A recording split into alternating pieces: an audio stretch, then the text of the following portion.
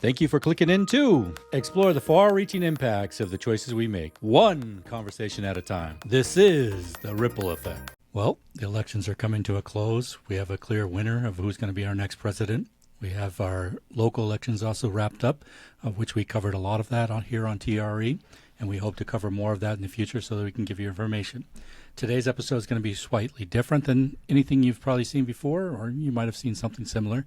We're going to talk amongst ourselves, and we're going to do this because in this group, the reason why we formed it the way we did is we have difference of opinions. We also have difference of party affiliation, as you might want to say.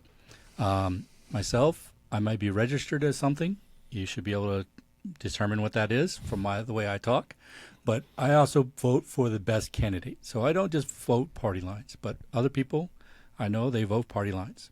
Part of this, putting this whole podcast together, was to present information in a non-biased way. And also to support everyone's point of view, not cancel people, not stop people from saying their thing or being able to say what they want. So as part of this, we're going to allow people to go ahead and talk how they feel about the elections, what their thoughts are about the elections, and not shut them down.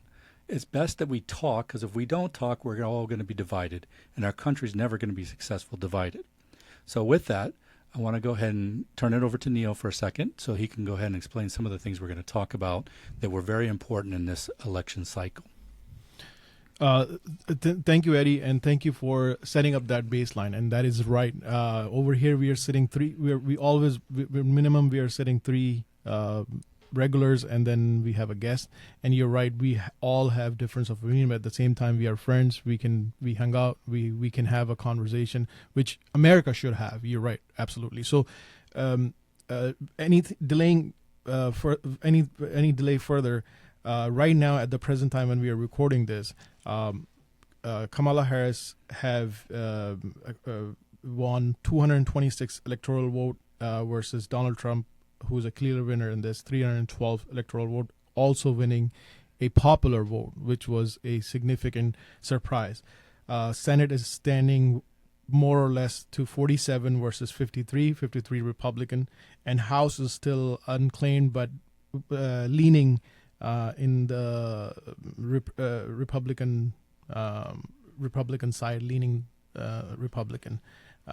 Having said that, let's assume Donald Trump is going to have presidential, Senate majority, and also Republican majority, whatever the level is going to be. We want to talk about certain subjects which affected this elections overall. Before we do that, before we talk about the actual subjects, I want to just make a point. Okay, let's say that Trump does have, the House and the Senate. He has a majority, but he doesn't have a supermajority, and he doesn't have enough to beat like the filibuster. Can you give me the numbers on those so that people understand those, that they understand that he might have a majority, but he doesn't necessarily mean he's going to be able to do whatever he wants. He still needs to garner some support for some of these things that he wants to do, so people can, kind of get away from the agendas or the propagandas or whatever you want to call it, that he can just do whatever he wants. He's got complete power. It's not like that. But what are those numbers so people get an understanding of that? So that is I'm thankful that you brought this up. People are thinking that he's not a king yet. I mean, we're not kingdom. He still has to work with different party lines to bring them on the subject, to pass his majority of the big agendas. He has a lot of power. He can appoint a lot of people, cabinets and everyone. But if you want to bring change in constitution or anything radical, which the other side was worried about, he doesn't have those majority yet. He doesn't have those numbers. You need 60 minimum to break the filibuster. Yeah.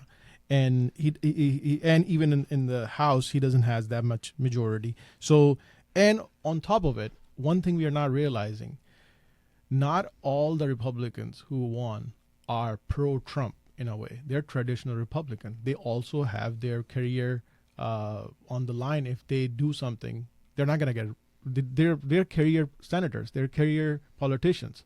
So he's going to be done after this second presidency, second term, and then he's going to go and live his life, but they're still going to be in politics. So that's where we all have to be realistic about it. So having said that, I want to bring up the first most important part. Before we go to that, I want to talk to Jake real quick. Jake, you had kind of supported another candidate that may not have won. How do you feel about that, and what is your impressions going in? Did you think it was going to be close? Yeah, I thought it was going to be much closer than this. Actually, I thought that my candidate would actually pull it out, and not by much. This was unexpected. I have one other question for you. So on a recent, what do you call it? She did a interview. We'll say a recent interview. She had been asked a question. The question was basically, in your term, what would you do different? And she basically said nothing. Do you think that was a good answer, or you think that was probably why people were a little upset with her? She probably should have expanded on that. I didn't get to see what you're speaking of, but you would think she'd have a few words to say about that. I'm assuming the question was with reference to her term and Biden's term, right? Yes, she was referenced in, you've served 4 years under Biden. Mm-hmm. What do you think you'll do different in your presidency than you did in while you were in Biden's presidency? Yeah. Well, what would you change? Right. I mean, it's. I'm sure she had many things she could have said. Why she didn't expand on that, I don't know. And as a matter of fact, and people wanted to know, I would think that people are watching would want to know how she differentiates herself from Biden, because it's possible that a lot of the people who voted for Biden or who didn't vote for Biden back in 2020 wanted to hear exactly what she had to say, and maybe she could have gotten some votes from that. So I'm surprised. Yeah, it was interesting to me. I was wondering why she didn't take that opportunity to say something, and at least give her a different agenda or a different platform to run on and separate herself from some of the things that Democrats weren't too happy with, and most of the, obviously a majority of the country wasn't happy with. With that, let's go ahead and talk about some of the ideas that the country was focused on this term. Yeah. All right. So the majority of the country were worried about the biggest topic of discussion was economy. My question is, now you both have a different point of view in supporting your candidate or your the party you guys voted for. My question to first is with Eddie, that Eddie, do you really think a president can fix economy? I don't think that a president can actually fix the economy. I think they can put policies in place that might, help support the economy's growth, or, could hamper the economy, as we've seen, in some ways. So I think that he can try, but he still has to garner support to do some of those things, and he still needs the people to implement them properly. But the biggest thing is he needs the right people to come up with the right plan. And I don't think a lot of people in government really know what they're doing. They're not business people. They're career politicians. Yeah, you have government people, but a lot of times government people are not hired on merit. They're hired on preferences and things that happened. And I've worked in government. I've worked with government people. Some are very good. Some are not so good. So you don't know what you're getting. And I think that if we don't hire the best people to do the job, we're always going to have some issues. It's interesting. You can say that I've heard these rumors or these talks of Elon Musk becoming the Department of Government Efficiency. I have no idea what that means. Probably firing people.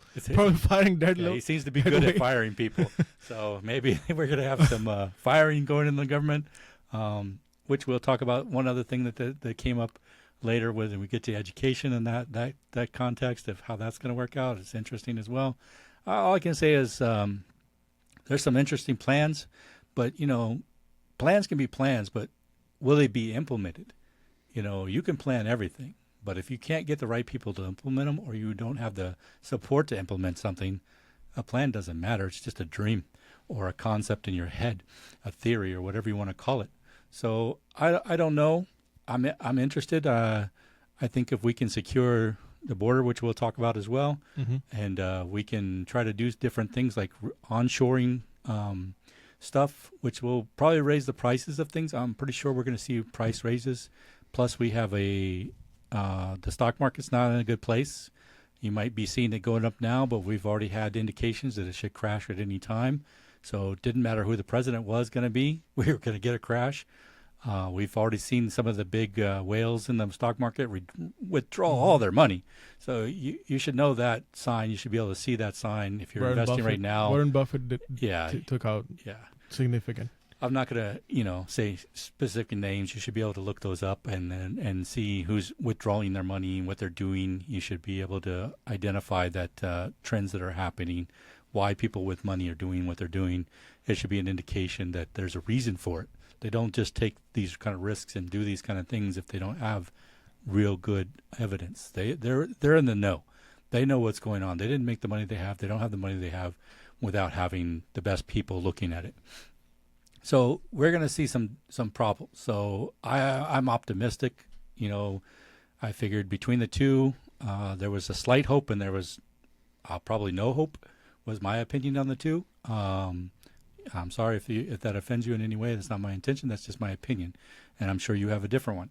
And that's okay. That's part of what we have here as well. As part of this podcast is we have difference of opinion, but we can sit and talk, which I see as a problem within America. People don't want to talk to the other side. They just don't hear them. I even have this with people in my family. Sometimes we can't talk to them without them getting upset.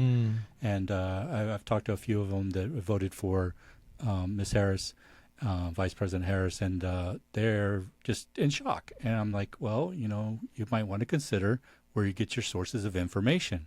And it wouldn't be such a shock to you if you've seen other things. If you live in a bubble, sometimes you only know what's in that bubble. It's like living in a city. If you live in a small city, you don't know what's going on in the big cities. You only know what's going on in your city. You have to expand your sources of information, expand your mind. Part of ripple effect is expand people's mind, giving them information. You don't necessarily have to agree with it. You might dislike me for what I say. That's fine. I'm not trying to offend people. I'm just giving information, and you can look up different things and find it for yourself as well. Just disregard it if it doesn't fit for you. It's not you're not trying to offend anyone. We're having a conversation, and you said a couple of interesting things. You said that it can be fixed if every policy or most of the policy he implement will go through. And we know government is all about, making deals, adjusting yourself. How do you think will his temperament, he will be able to implement stuff with all the, advantages he has right now? Do you think realistically he will be able to tackle the economy within his first 2 years? Because after 2 years, a lot of his senators or House of Republicans are going to be back to voting board, and then that could be used against him. Do you think I'm going to connect it. 2016, those were not his issues. He was given a good economy, more or less, in 2016, like relay race. He was given a lead. This time is totally different. The race is not in lead. In 2020, no, he's in last place right now. Yes. So now, do you think with his temperament, with his way of doing it, as a voter, do you think he will be able to pull it off, or you or the viewers who supported him need a reality check right now and be realistic about something? No, I'm being realistic because look, economy doesn't just evolve around here. If you look at Americans' economy, it's a service economy. It's based on people being able to purchase things like go out to eat and do things like this, go to the movies and services. There's not a lot of industry. We've also seen a lot of industry close in the last couple of months prior to this election. So if he brings back industry to this nation, then we will have that industry to build on, but it's going to take time. That requires investment, that requires building, that requires, hiring people. Economy we have now is buying stuff from China and selling it here. So this doesn't really do a lot for the citizens. This does a lot for the elite that buy that stuff and sell it to the citizens, services basically. So all that's run on that. But if we have problems with China, then that's not going to be cheap product coming here anymore. That's going to mean that, prices are probably going to go up still. Inflation's a big thing. So I'm interested to see how he's going to navigate all these different things. I know China has a plan to move most of its production that they send to America to Mexico. They're building that in the process right now. Bypassing that. Yeah, they're bypassing tariffs. So, he's not going to be able to constantly do that. But I think if he does, start making he wants to decrease the tax burden on corporations. If he does that, then maybe we will get some more investment in this country. More people will be able to see the possibility that they can profit off of building stuff here, even though the cost of wages are so much higher for the employees. So you got to think in business, your two biggest functions are what you buy, material, and basically your labor force. If your labor force costs too much, of course corporations want to go to where the labor force is less and they can get the materials, cheaper. But, you also have to account for transporting that product to the country of destination, from origin to destination. And you got to think, we've seen a lot of supply chain issues lately. So it makes sense at this point to do more production within our country. It'll give us more jobs. It'll give us more stability. It'll make us more resilient if we go to war, because we're seeing a lot of possibilities towards war. So I think long term, the ideas do pan out. Short term, I don't know that you can make it just turn around from as bad as it is right now, which some people say it's not. And I have a decent income, so it's not affecting me the same as some people. But I'm still aware because I watch all trends. I make sure that I'm informed so nothing catches me by surprise. I'm prepared for everything. I believe in the saying, prepare for the worst and hope for the best. And so, you only know this because you keep yourself informed. If you're not informed, everything catches you off guard. Yeah. That we will touch more about those subjects you just highlighted in the inflation when we will be discussing that, and that's very interesting. So I want to switch to Jake, to you. You voted for Vice President Harris. As you already mentioned, that was a surprise. Now, from your perspective, he is the president now. He is going to be the president for the next 4 years, unless any unforeseen thing happen. From the prospect of the citizen of United States, it affects whatever decisions he's going to take. Do you think he realistically has those tools to tackle economy efficiently? Well, he's got the tools. He doesn't. Right now, he's inheriting a good economy. GDP sank post-pandemic from 2019 to late 2021. I think it got down about 30%. Now it's back to about 2.8 and rising. And that's at the high of what it's been since 1950. The unemployment rate has ticked up a little bit, but it's right around where it's historic. I think it's like 4.14. It was like 3.4 to 3.9 post-pandemic. Inflation is under control. So when you think about the economy and the question is asked, can he fix it? I don't think there's much to fix in the economy. He's inherited a good economy, which is, depending on who you talk to, all he's got to do is keep the boat steady. But he does have fiscal and he does have monetary policies, taxes and spending and interest rates, and he has advisors. So I think if he just keeps the boat steady, I don't think should be much problem for the next 4 years. Depending on what happens in Ukraine and elsewhere in the world. So yes, he has the tools. He has to take the advice. So he's not an economist. I have a question, Jake. So you said the economy is good. Did you see the actual polls of what were the most important things to people for this election? Economy being at the top of everyone's poll, and you see that the majority of people voted for Trump, whereas the Democrats say the economy is good. It doesn't seem like the majority of people think that the economy is good. And hold on, before you answer, I want to add in that question.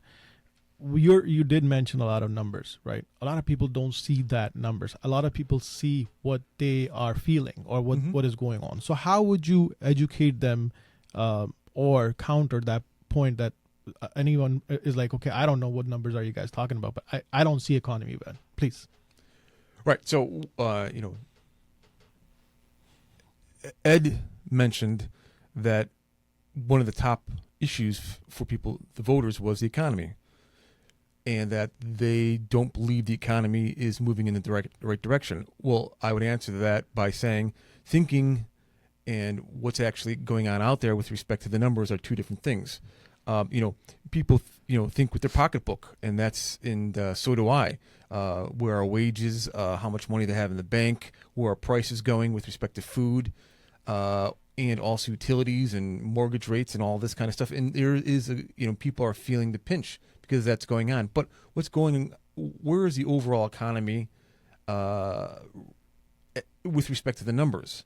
And if you take a look at the numbers, the economy we don't have an inflation rate of 20%. We have an inflation rate, I believe it's in the threes. Look at Argentina, look at Russia, look at all the other countries. Their inflation rates are 20%. Look at Europe. Their inflation rate is higher than ours.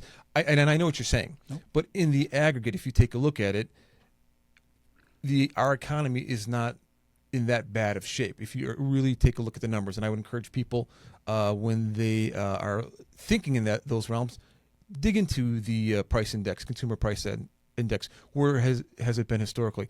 Dig into GDP. Dig into the unemployment rate and all the economic indicators, and just kind of see where they are. Where were they in the early 80s? Where were they now? And then think about why are we feeling the pinch? And really the problem is the disparity between incomes.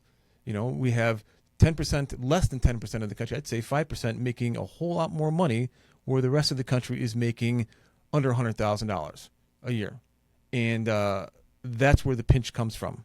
And one more thing about this. Why are all these large car companies going out of business? Well, first, let me just go to here first. People can't afford the prices. Hold on. Before you go in that segue, I want to connect with, because he mentioned something which overlaps with the next point, which is inflation. You'd mentioned a lot of points related to inflation, and I'll let you have a question, but I want to segue in that. So a lot of the economy factors you did mention does correlate with inflation, right? Because you did mention what is in your pocket, how much are you making, what is. So your perspective of economy is look at the macro level. Don't look at what you have in your pocket, because it has a lot of different factors, which I respect. What I'm saying is that what people are feeling at home with respect to kitchen table napkin issues are real.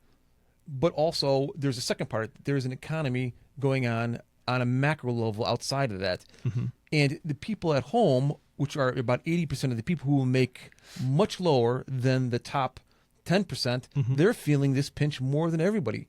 So why? And what they're feeling is true. I'm not saying it's not true. I feel it.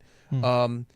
And the problem is not so much with respect to the economy going in the wrong direction. The problem is wage disparity, income disparity. Mm-hmm. It's at a worse level than it's ever been in the last 50 years. Why is that? Whose policies are making that? Who allows? You mentioned it, the corporate tax rate. How much money do corporations actually pay in taxes? It's next to zero. Why are corporate profits being able to be shipped offshore so they don't pay any taxes in it?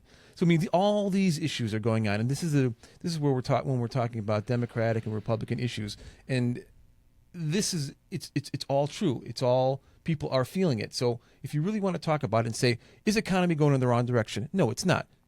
But is there a problem with people and what they're feeling in their pocketbooks in wage disparity? Yes, it's absolutely going on. Okay, so let me simplify this. So Eddie, you wanted to add something with the different point in the last point. So please go ahead. I'm going to take it from an abstract concept of numbers, that anybody can change numbers, to the actual point of this.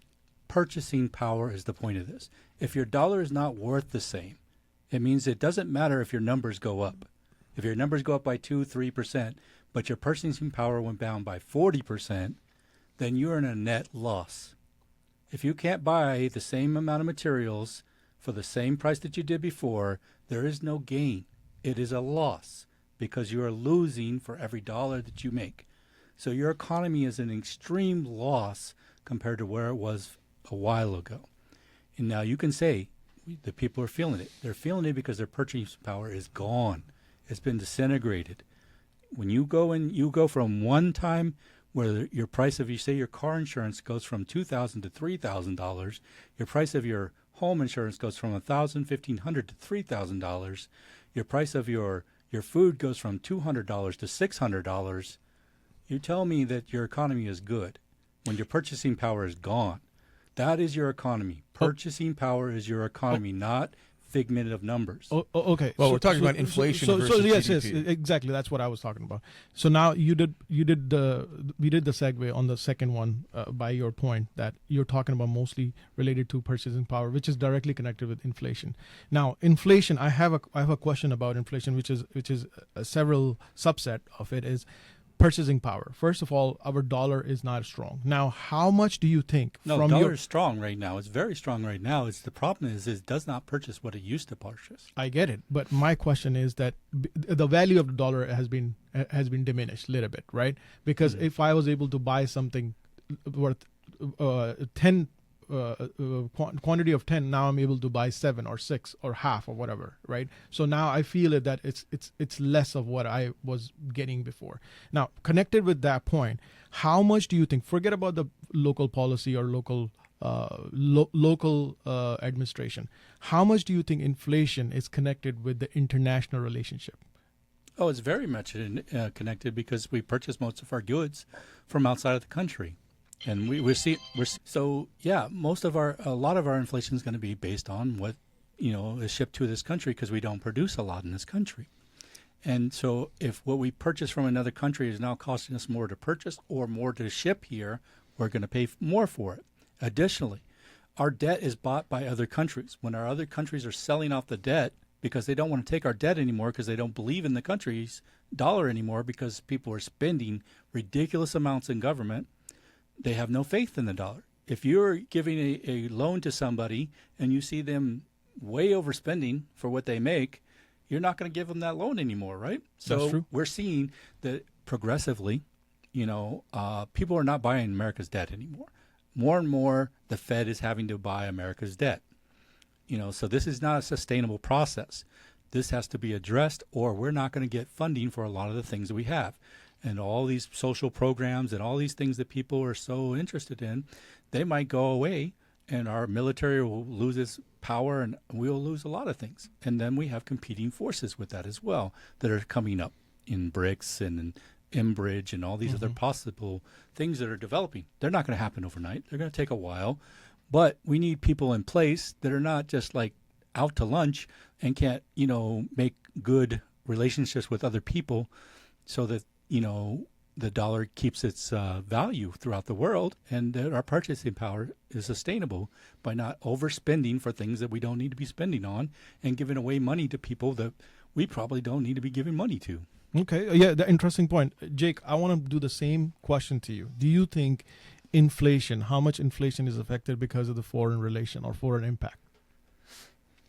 Yeah, I think the inflation rate. Well, if you take a look at it, it's vacillated between 2 and 3 forever. It spiked right after post-COVID.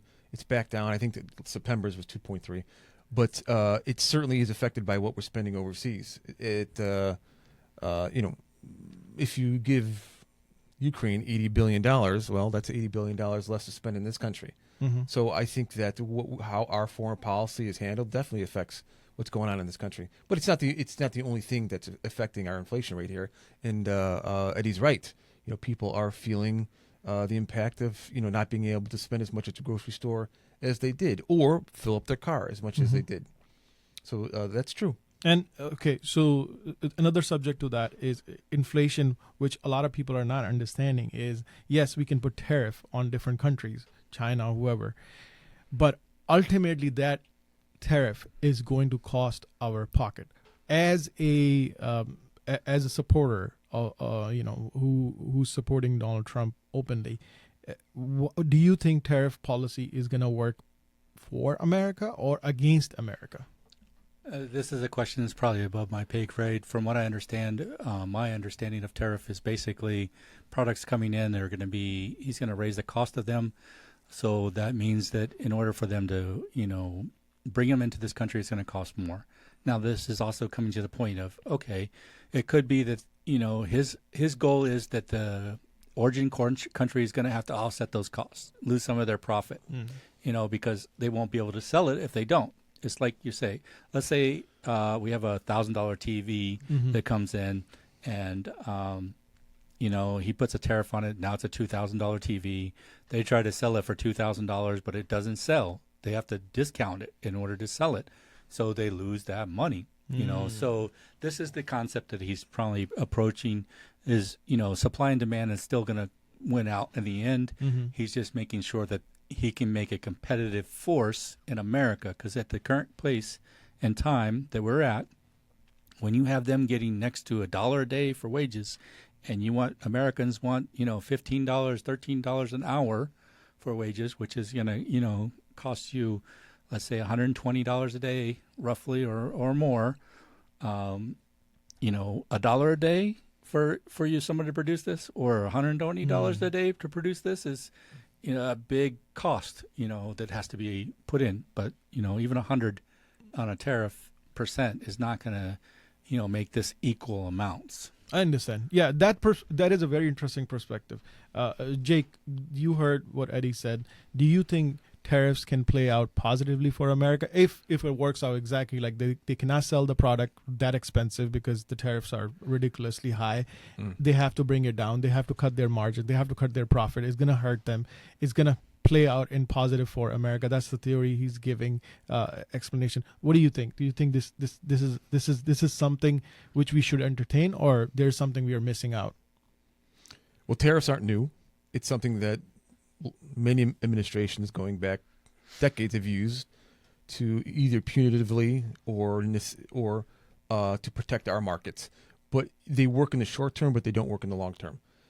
In the short term, if you put it, let's say, use an example, you put a tariff on a Sony TV, and it was selling for $1,000. Now it's selling for $1,500.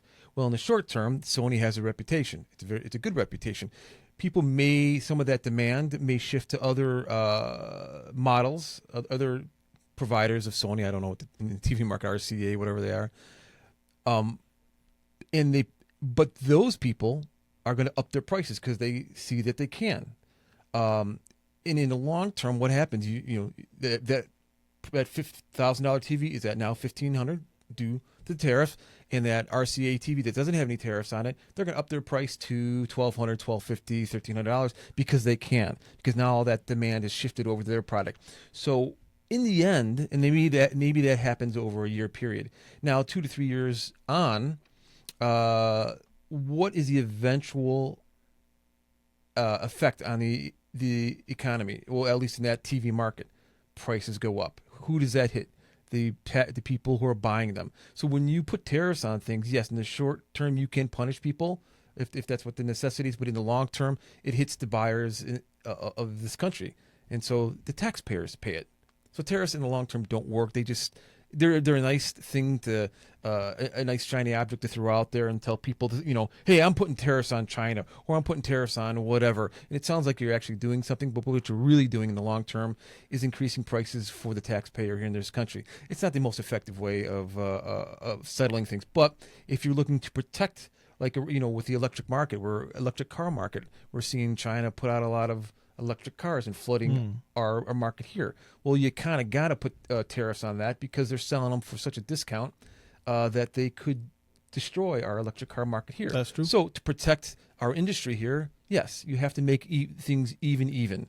And so as a protective aspect, I think, yes, it's a great tool. But as a punitive aspect, I think just pushes the cost and increases in products onto the taxpayer, and in the long run, it doesn't work. And okay, Eddie, I want to add before you say something. I want to add something on this. Majority of the people, when we talked to them, they said they were not worried about electronics. They were more worried about, I cannot buy eggs, I cannot buy milk, I cannot buy bacon for my regular use.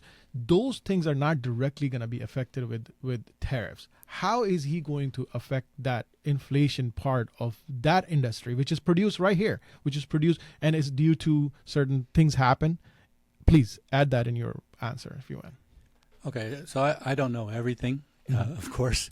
I've read a few things here and there, but I would think that he would basically be doing with the Department of Agriculture. They do different things. They support farmers in different ways and businesses in certain ways. So, based in grants and different ways that they do that, I'm sure he would put in policies like he did before that are beneficial to those people. And those are all within inside the country, so it's easy for him to deal with them a lot more than it is for external forces.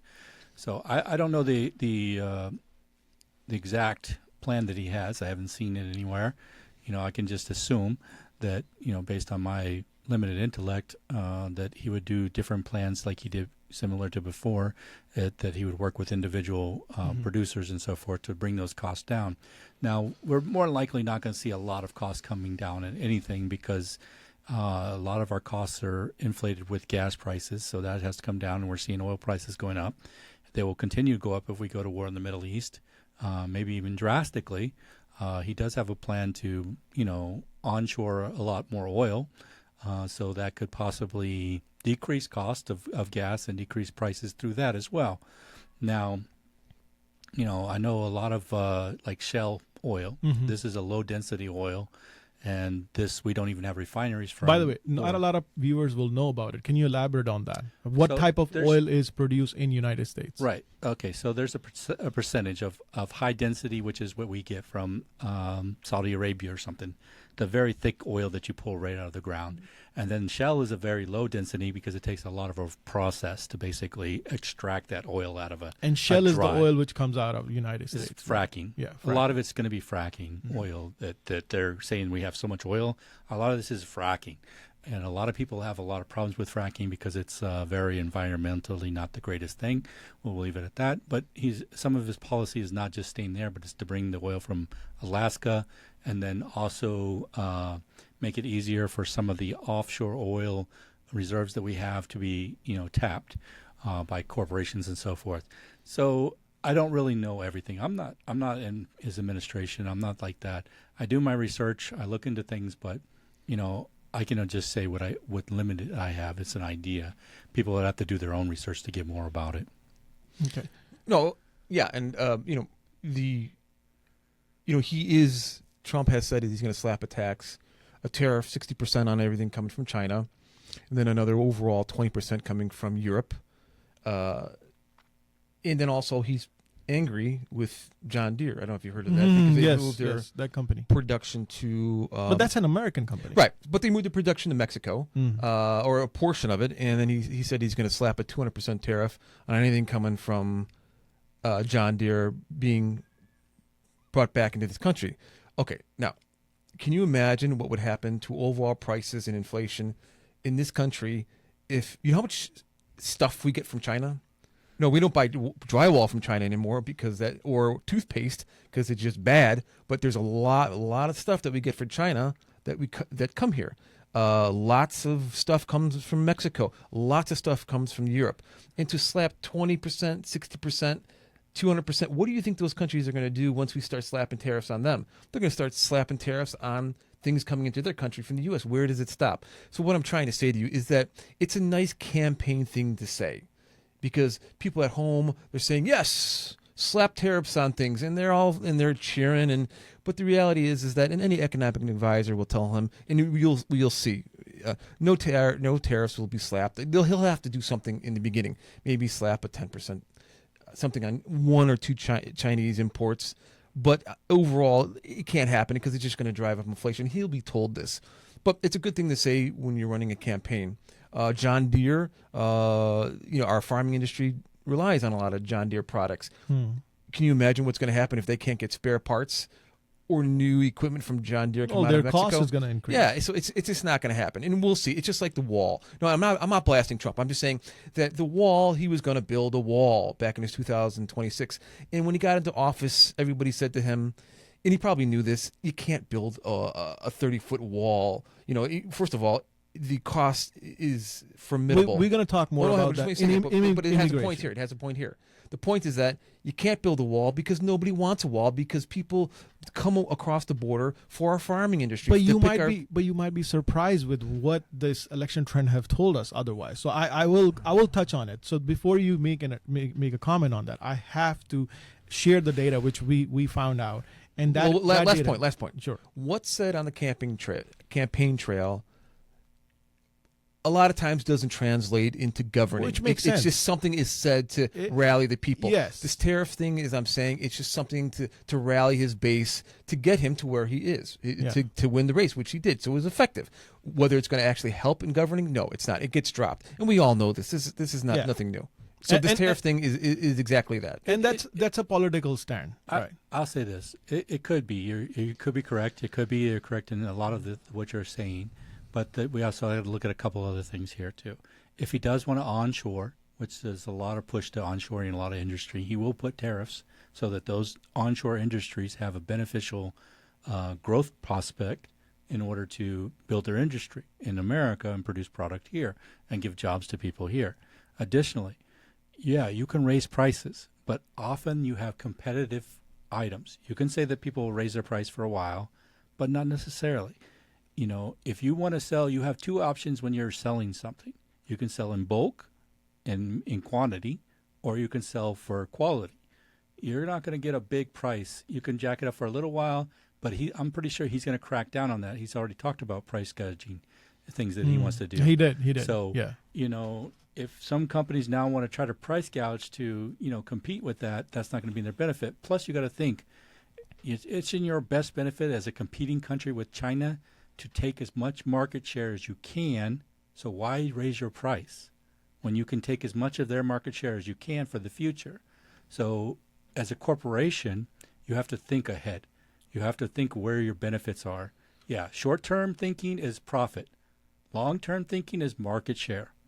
So if he raises China's cost of product, and yet China, let's say Japan or somewhere else has a product that competes with China, it's in their benefit to take as much of that market share as they can for the future, as they can before China gets their act in gear. And this helps us in a way too. Would you rather support China, who produces the same military equivalent of product a year that we do, say in units, not in total cost, but in units, and doesn't sell it to anyone else, or America, who produces the same as an equal amount of units a year, but sells almost half of it or 40% of it to other countries? So with that kind of thing, if we keep on buying everything from China, they will continue to be growing as a military nation that will outpace us over time. So this is not, there's many aspects to this whole process that people are not aware of. They don't know what's going on. They're just seeing things on a superficial level, which I see a lot in America. Is they have superficial things that they're told about, but they don't have the actual depth to some of the things that would give them a bigger, broader perspective. And we hope to go ahead and expound on some of those so they can start looking into them. Okay, I want to connect what you said over here with another point related to inflation, which is also one of the things which we discussed before recording. We were touching base on, is the future of the Ukraine war, which is also the factor of inflation.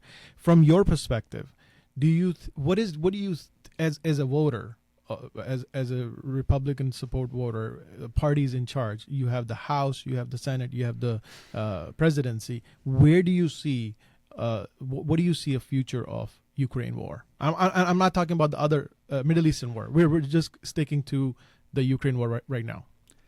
Well, this is a question is kind of complicated in a way that, yeah, you can have your opinions on what's best for this country, which would be to stop this war, because we don't need to keep on giving money to this and having a bunch of people die in Ukraine. We could just give up the land that's already done, and make sure that it's as stated. Anybody that's in those lands that are already occupied that wants to leave and go to Ukraine is free to do so, and that's part of the agreement. And then we stop this escalation, that's more about money than it is about a lot of other things and power throughout the place. And then we can, Ukraine can rebuild and have a future, because no one wants to live in war. They've already been in war for a long time. The people are growing up. There's kids growing up in this. This is a horrible environment. We don't need to be doing this kind of thing and supporting it. But we need assurances that, Putin's not going to do anything past that. That he takes what he's got. He won what he won. We gave a lot of money. The Western powers have been fighting him in a proxy war for all this time. It hasn't been Russia against Ukraine like they want to portray it. That's just a lie. Ukraine would have never lasted this long. They would have been wiped out a long time ago. It's technically NATO versus Russia. Yes, NATO against Russia. That's what the honest truth is. And, you have to look at that and be objective to that and be like, yeah, that's what's going on here. And there's more to this than what we're seeing, and I'm not going to go into all those things because that's a speculation. But, if we can stop that then people can start to living again. No one should be living in a war environment. It's a horrible thing. I've been to war. I was only there for a year. I wouldn't wish it on anybody. Exactly. Okay. Seeing people blown up and doing with people and being shot And after at. trauma, even if you come back, you know how. Yeah, you live with this for the rest of your life, and you have issues you got to deal with. So it's these kids are traumatized. These people are traumatized. They've already lost a ridiculous amount of men from their country. So what's the future of their country if this continues? This is we got to think about bigger pictures, and then whatever benefit we get out of this. Yeah, there's trillions of dollars of lithium and other resources in the country that have already been earmarked for people. They say, who knows what the actual reasons for we went to this war and we supported this, or it's because that Russia's going against SWIFT. Whatever it is, doesn't matter. What matters is human life, humanity, and what we represent in the world stage. What is our real goal? If we're going to say we're about good things in the world, we need to portray that and actually live by it, not just say it and do the opposite of what we're actually supposed to be living by. But I don't know that this is going to happen because there's special interest. War is a big money generator, and we have an economy problem, and usually when we have economy problems, we go to war. So World War III is a possibility because usually when you have really bad economies throughout the world, everyone wants to go to war to whoever wins is basically going to come out on top. It's like a free-for-all. And right now, America still has some of the most powerful military options on the planet. So we have some competitors, and unfortunately, there's a lot of them grouping right now with the way that things have happened in the last year or so. That it's not in our favor. So I don't know how that's going to work coming from a military perspective. But anyways, we'll have to wait and see if the people that have been supporting this war, that are still in office in the Senate and Congress, are going to allow him to stop wars. But hopefully, he can make that deal, and we can pull out of there and start focusing on our country, because we could use that money to do things in our country we need. We need infrastructure. We need to take care of our people. We need to fix our homeless problems and all these other problems that we have. We need to fix our economy. Why are we focused on a war in another country so far away, or several wars actually at this point? And we're not doing anything for people here, where this is the money that we're donating or putting in our taxes is going to this government to take care of us and our country, but we're spending it in another country. It doesn't make sense. And we'll see if he can actually live up to that or not. Okay, adding on that question, that he want to pull out of the war. That he is advocating for that. That he's all openly saying it. But at the same time, American establishment, Pentagon, is pro-war. They love this. They want to go because that brings their more budget on their plate. Do you think he will be successful with that opposition? Well, Pentagon doesn't really have a lot of influence as much as you would say that the special interests has. Special interest is what funds all these campaigns. If we look at the campaign that they just did for this president election, was like almost $16 billion.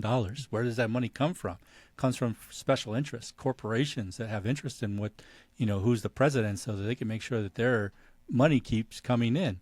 And that is war, a lot of it. If you look at the industry, if you look at the budget for the U.S. Army or the military, actually, you're like over 800, almost $900 billion a year. Yeah. Why is that? Education is only $80 billion. Yeah, education's $80 billion. We're paying 10 times that much for killing people throughout the world, or supposedly getting ready, prepare our country. But last I checked, no one really attacked us on our soil.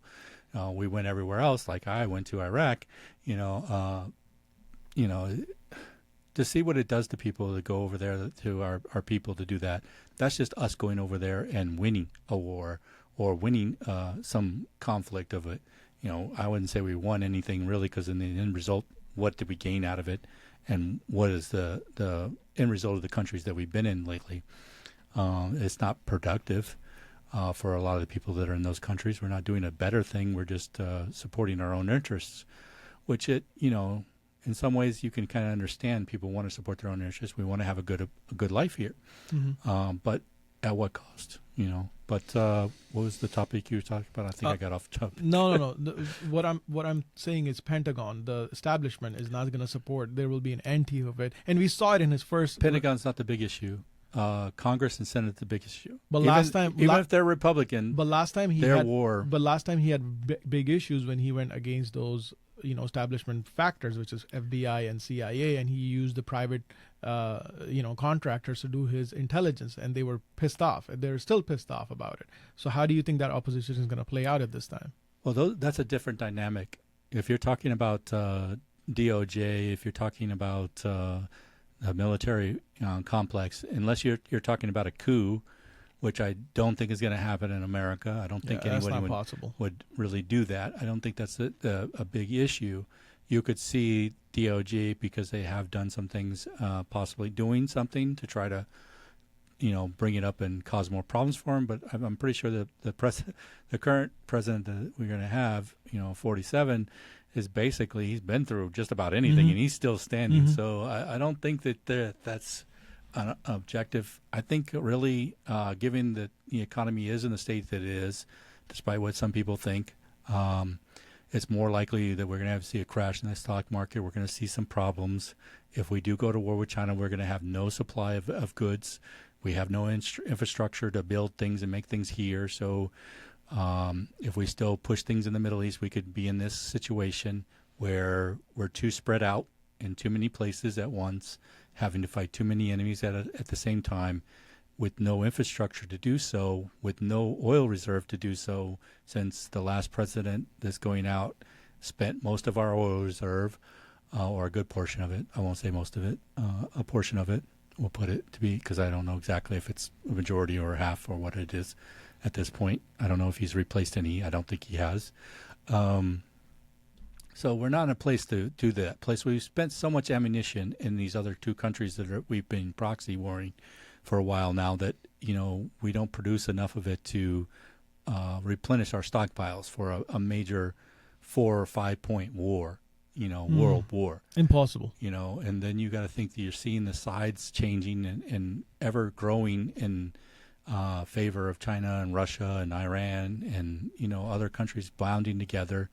And then you got to think that we've shown that our military power is not as great as it should be, when countries like Yemen can basically push off our thing for so long. No, we will come to it. We'll come to it. Okay. So before I jump into the secondary topic related to that, Jake, same question to you. Where do you see, from a party which was in power right now and after January inauguration, it will be a whole switch to a different party. Where do you see the future of Ukraine war?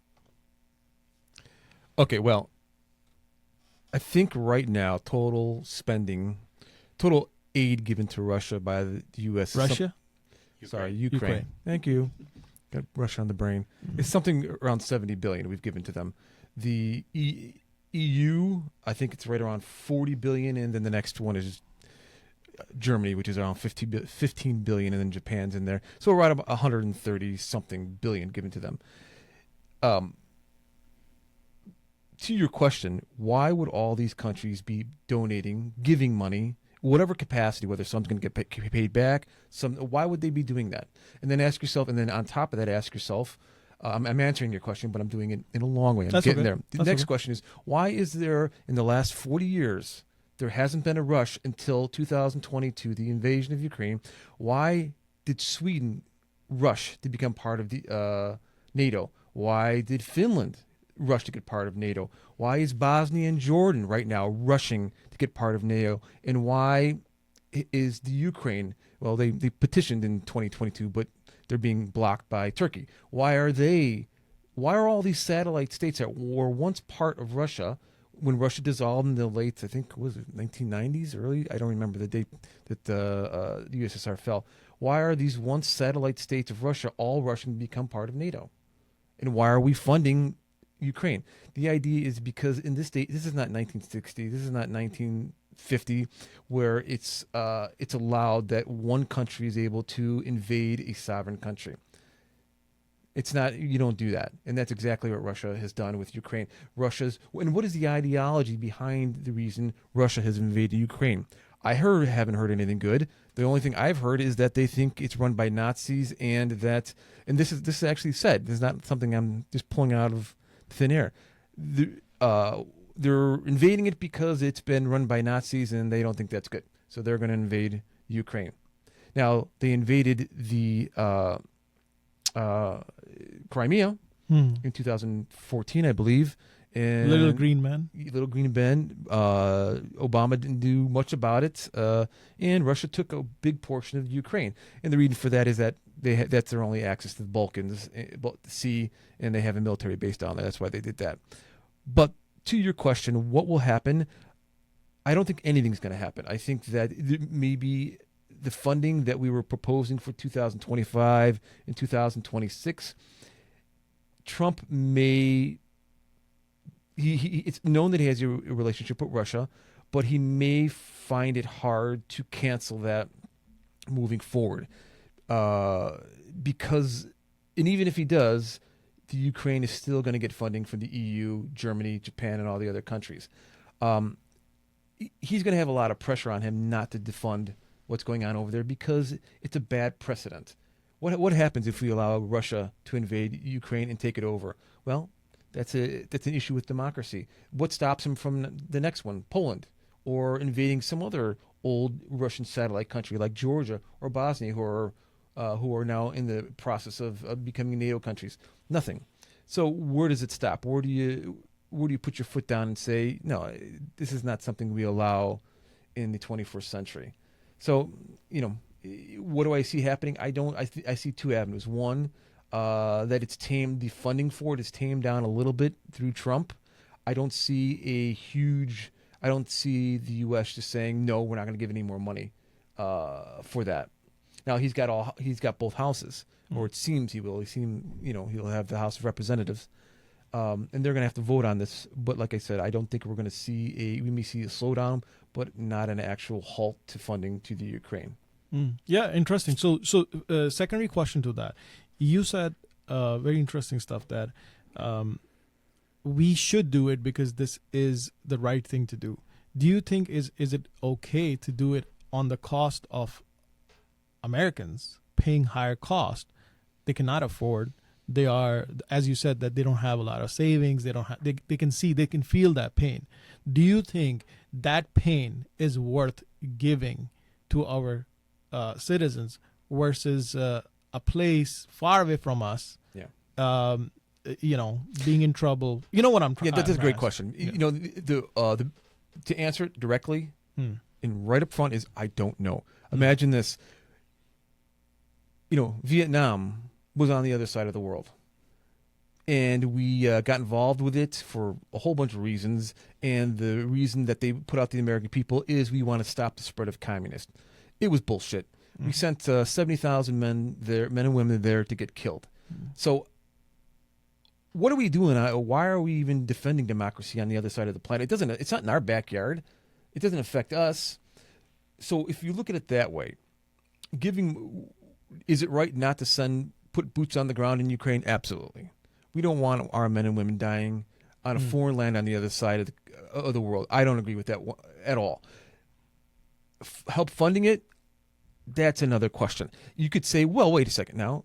Ukraine is in the backyard of the EU and all those European countries. Why aren't they funding it? Because if Russia takes over Ukraine, what stops them from taking over the next country, Poland, and then moving further west?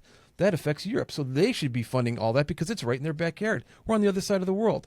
That's a great argument. And so your question was, do you think we should be funding it at the expense of our taxpayers? I mean, we'd have to get into some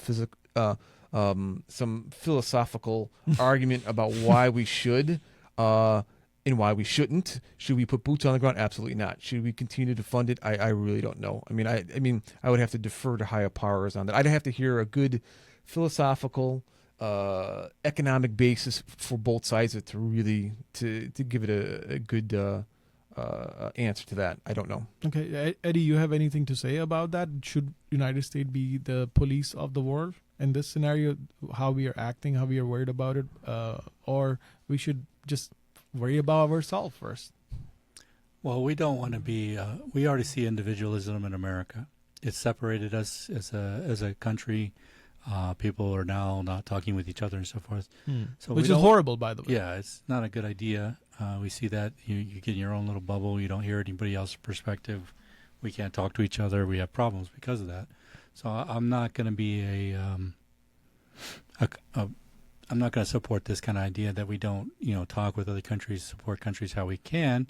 But, like Trump does have a point when he says that, hey, look, if Russia were to be an aggressive force, which it doesn't really seem like they are that much, and that's an opinion or just based on the things, maybe they're not that as powerful as they could be, and, what was given to stop them.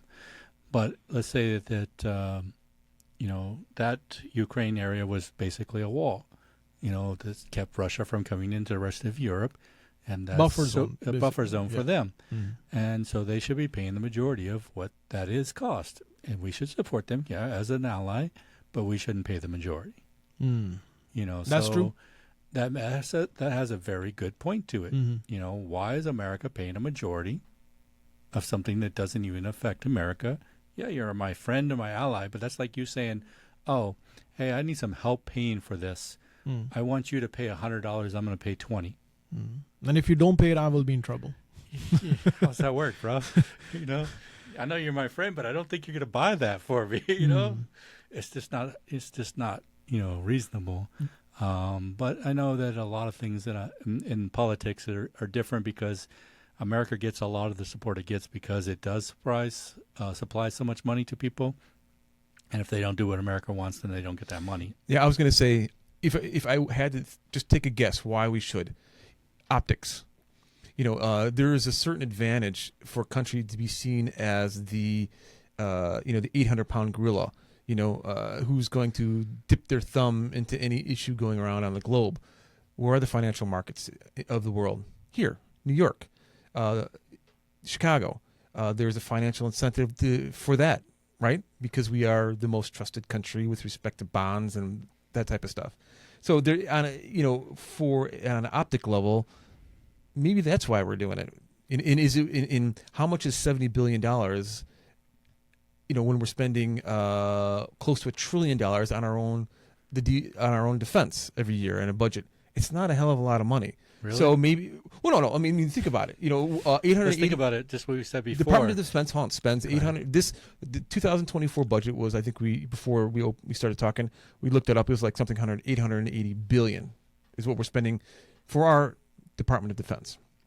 Okay, now we spend 70 billion over the last 2.5 years in Ukraine.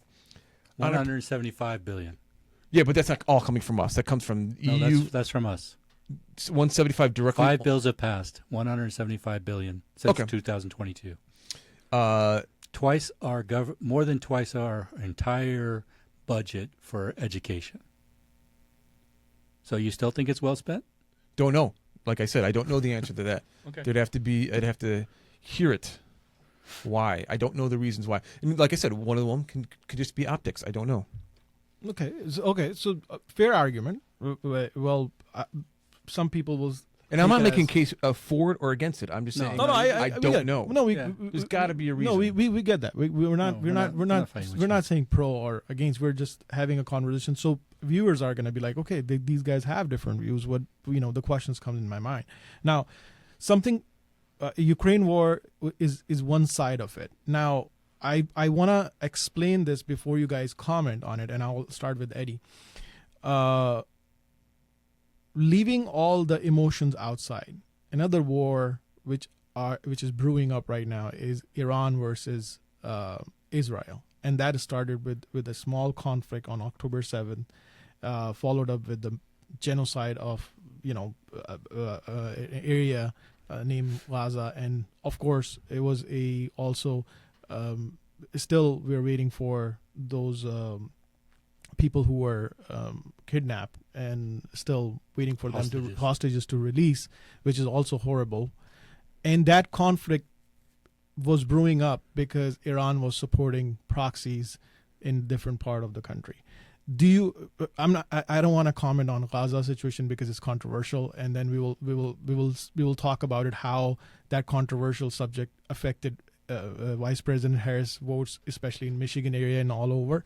But right now, I want to focus on the question related to Iran versus Israel. If Iran and Israel goes to war, that will bring United States directly in the conflict because we have to get involved. Do you think it will be ideal for Mr. Trump to intervene and stop it, or because he is a big supporter of Israel, he's a big supported by AIPAC. Do you think he's going to be forced into this war? What is your prospect? Eddie, you first. Yeah, that one I don't really know. I can only be hopeful. I would say that I am hopeful that President Trump can stop Israel from destroying themselves, because let's be honest, their dome system is not working to stop these missiles. If these missiles are sent in the kind of thousands that Iran has, it will not only just affect Israel being, just beyond expression what could possibly happen to them, but it would probably affect us as our country. We have many bases throughout the Middle East that would be easy targets that have no defense at all for these kind of missiles.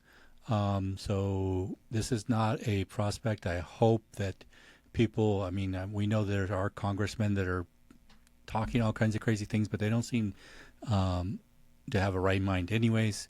We know that there's certain media outlets that are also talking crazy things, but they have no experience and don't understand the consequences of some of these actions. If we can't stop some of the proxies in that area and put them in check, how we expect to stop Iran and China and Russia and North Korea if they bond together, it's going to get out of control. It's better to do a deal, resolve this in a way, and get our allies to, present what Jason said, optics. Right now, our optics are horrible. We are selling weapons to a country or giving weapons to a country against U.S. law. U.S. law is on books that we cannot do this because of the way that they're conducting the war that they're conducting in certain areas. So we're breaking the law.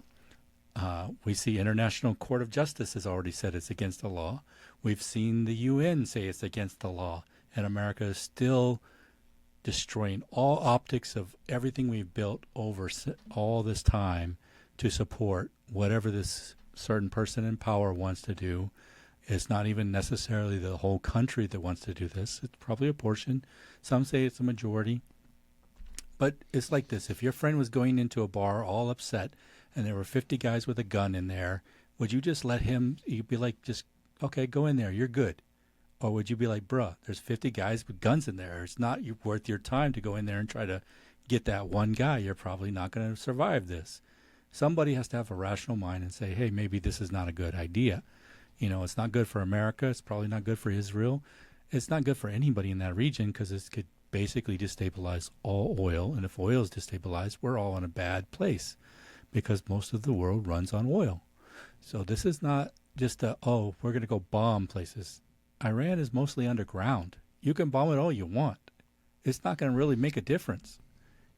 Russia and Iran are underground. America's the only one behind on this idea. We don't have a lot of bunkers and underground things that are preparing us for war.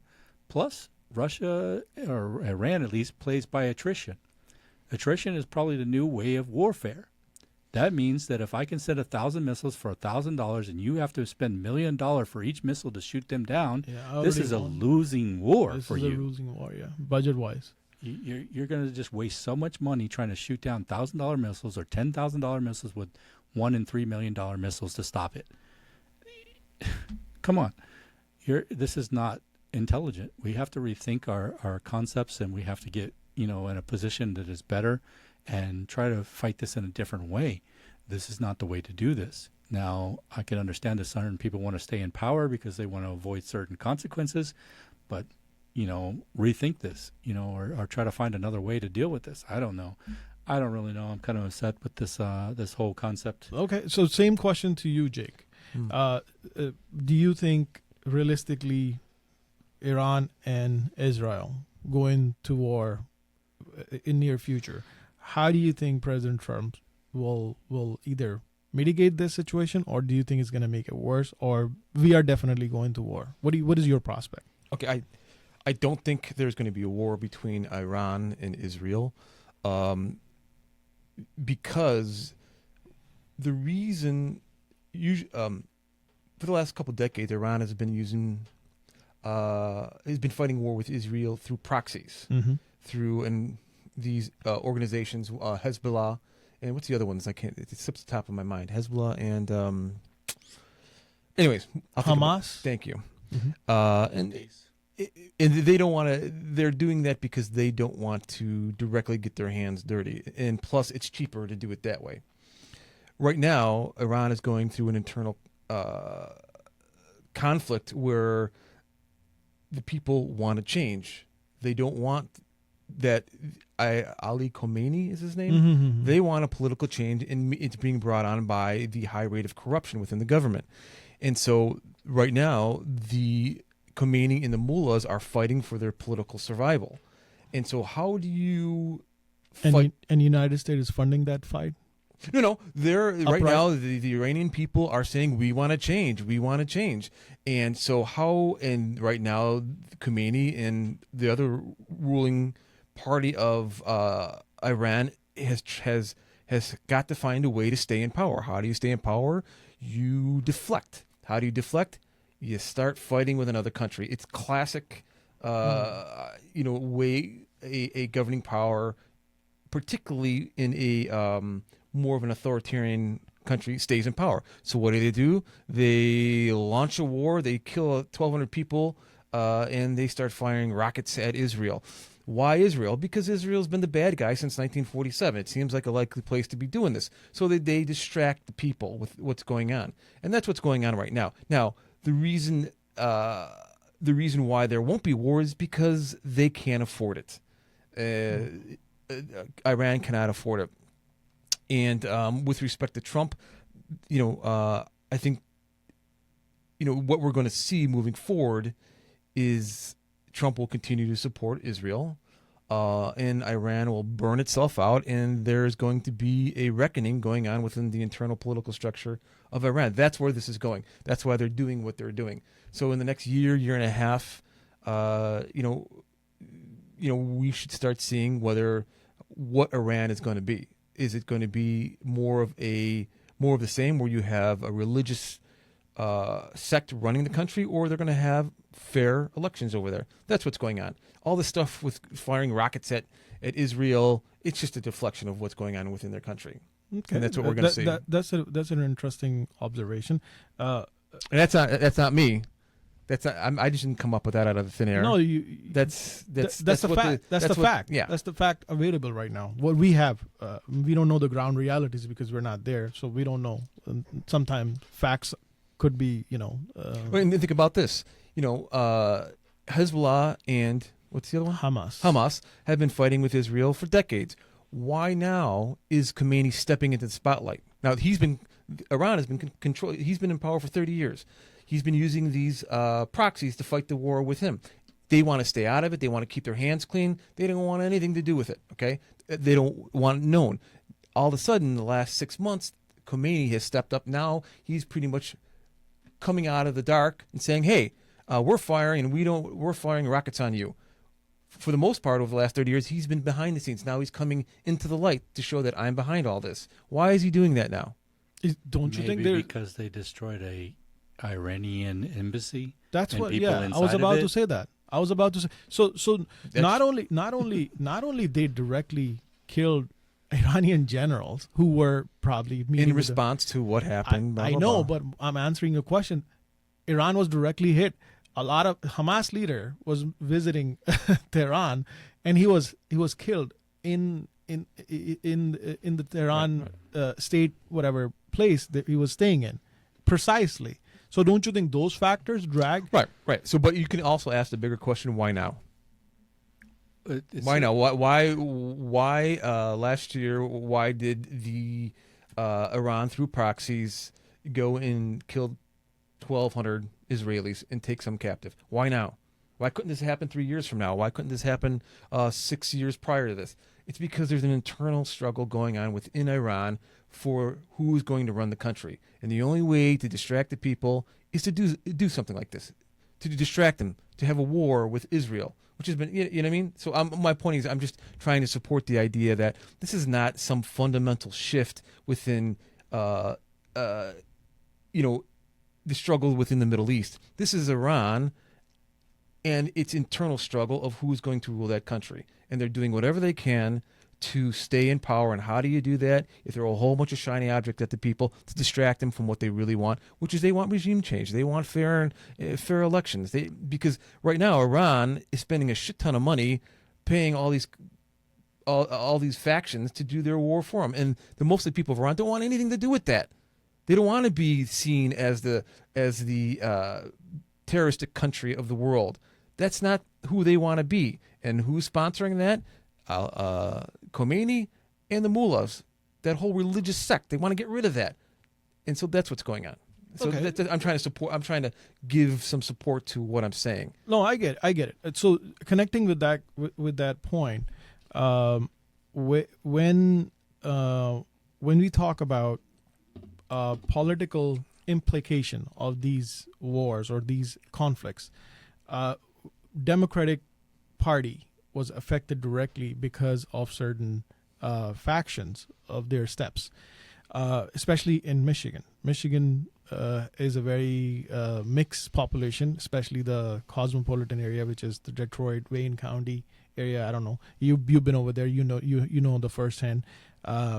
They are heavily Democratic. They were called Blue Wall. One of the state is the Blue Wall state, and the Democratic Party did not really reach out to those, even if it was a minority, 2%, that can help them swing the state overall electoral vote, did not reach out to those voters to pacify or actually have engagement. Donald Trump did. Before I ask Eddie why he did, or he did the right thing or not, or is it worth it, I want to know your perspective. Do you think Vice President Harris or present Democratic government made a mistake in losing those voters? Because I'm pretty sure they lost them for a very long time now, because trust factor takes time to rebuild. What is your prospect when you see that? That's a good question.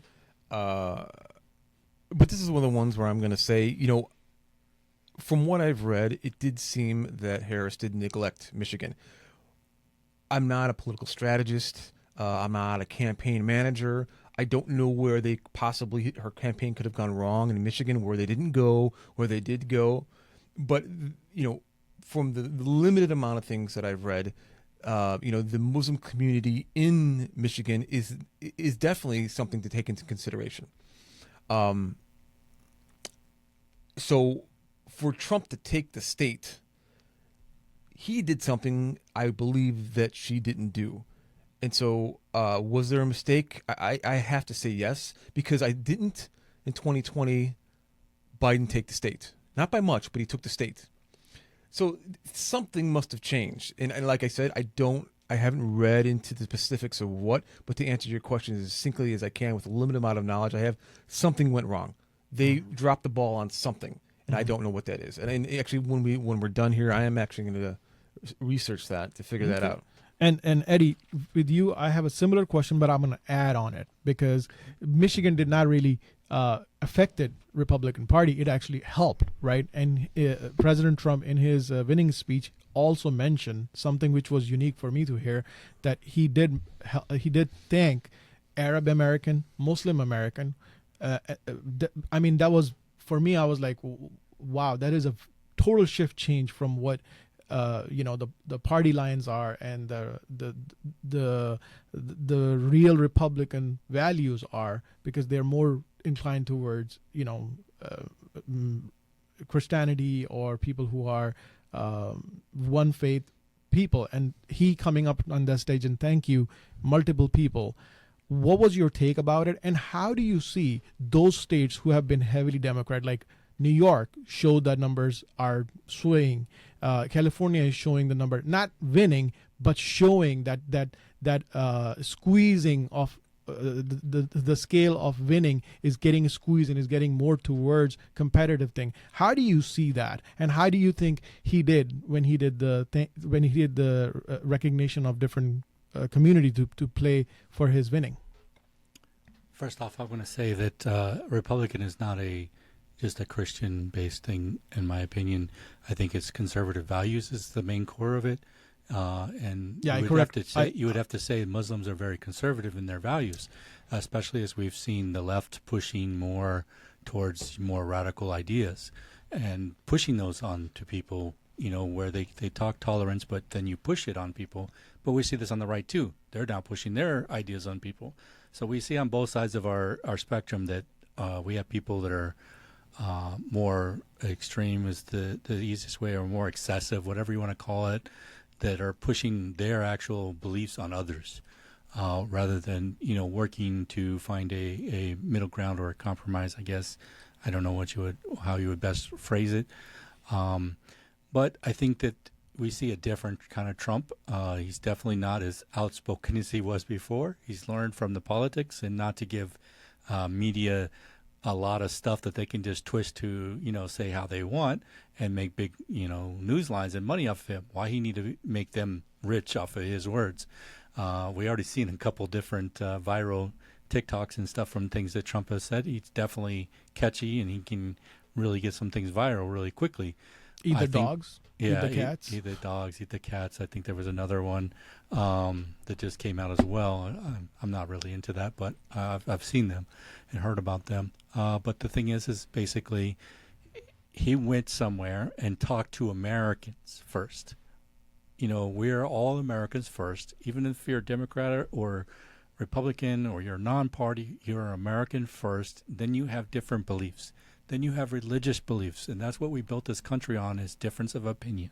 We took those difference of opinion and came up with better ideas and a better way of living. Now we have some people that are pushing fringe ideas on other people in some places and things, and some people are not agreeing with that. We're seeing a lot of backlash. We're seeing a lot that's happened with boycotts in the last couple of years. Big corporations losing money. We're seeing backlash in this election, is what I'm thinking. In my opinion, it's not really a big shift or a shift towards Republican. I'm thinking you're seeing a lot of this shift is disgruntled people. You cannot tell people that the economy is good, everything is good, suck it up, and just stop complaining kind of idea when they're suffering. You need to be sympathetic and go out and reach them where they are and talk to them and see what's going on and try to address their problems. Unfortunately, certain aspects of how Democrats do things is basically what they call a gender identity idea. A lot of women vote, so their biggest issue was a women's rights issue. Now, if you vote, you expected a lot more women to vote. That didn't happen. So why is that? That they didn't buy into that gender identity over maybe their economy or their actual suffering? Because you didn't touch them on that either. You just touched them on part of it. People are complex. They're not just going to buy into one idea all the time and you got them locked in. They also had a gender identity for black. You could hear the president going out saying, if you don't vote for me, you aren't black. I don't know how any person, especially of a lighter color, could say this to another person. It was just insane. Anything goes in politics, somebody say man. that. Anything goes in No. politics. This is beyond politics. This is, you've lost it at this point. I know. You can't do that. I mean, how can you tell somebody what they should do based on their race instead of their brain? Emotions. They build on emotions. I've noticed emotional triggers are what a lot of these campaigns run on. Causes, emotions, make you feel good, make you feared, whatever. But let's talk about real things. Let's talk about my survival, my day-to-day. Let's talk about my life, what's important to me, my kids. Let's talk about what's important, not let's talk about, this thing that might affect me or might affect somebody, okay. Yeah, when it comes to that affecting you at that time, that's important at that time, but that's not the core to every single body's problem. And if you only put these issues towards small groups, don't expect a big group to show up for that. Well, That's my synopsis of that. yeah, and we want to end this because we want to move to the next one. Before I end this subject, I want to request you the story you told me when you were in the military, and you were in that meeting, and the general was on the call, and then he had to pause his mic because he was like, "What did he? What did? Remember that the story you told me?" That's not a general. That's a colonel. Are you talking about the one where I told them that they couldn't deploy? No, not that one. The one where they were like, "We're gonna go over here." I don't want to take the punchline away, where they were talking about Iraq war, and they were like, "We're gonna go over there, and then we're gonna go to the next country," and then he had to mute his mic, and he's like, "What did he just say?" Did he remember that story? That's not a story that I told. That's a story you've probably seen off of the news. No, when he said Tehran, or they have no idea what are they talking about. Remember? No, I don't remember that. I'm sorry. I'll not remind sure. you after the recording. I Okay, think yeah. All right. Next subject I want to talk about is immigration. Maybe this subject is affecting you guys differently than everyone else. I am also an immigrant, although I was immigrated from Canada.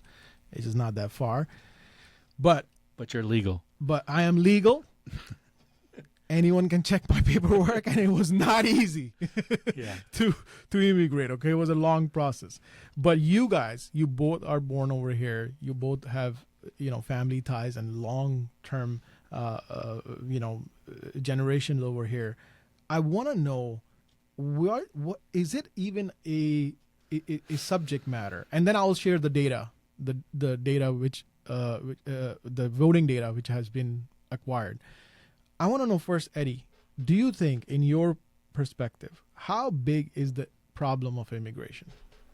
Okay, so the immigration is two-pronged. One is illegal and one is legal. Legal immigration is perfectly fine. There's so many approvals of visas and everything else, and a citizenship. That's a program that's been a long time. In fact, my wife comes from Indonesia.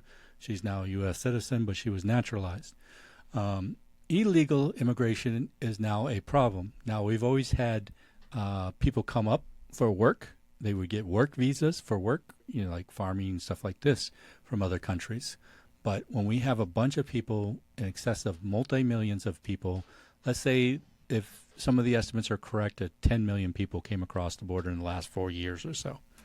This is, you compare this to our standing military, which is not even 2 million standing, our entire military. If we had what they are saying, young age, military age men coming across in massive numbers, what do we know about these people? What are their capabilities? What could they possibly do inside the country? So let's say a theoretical approach.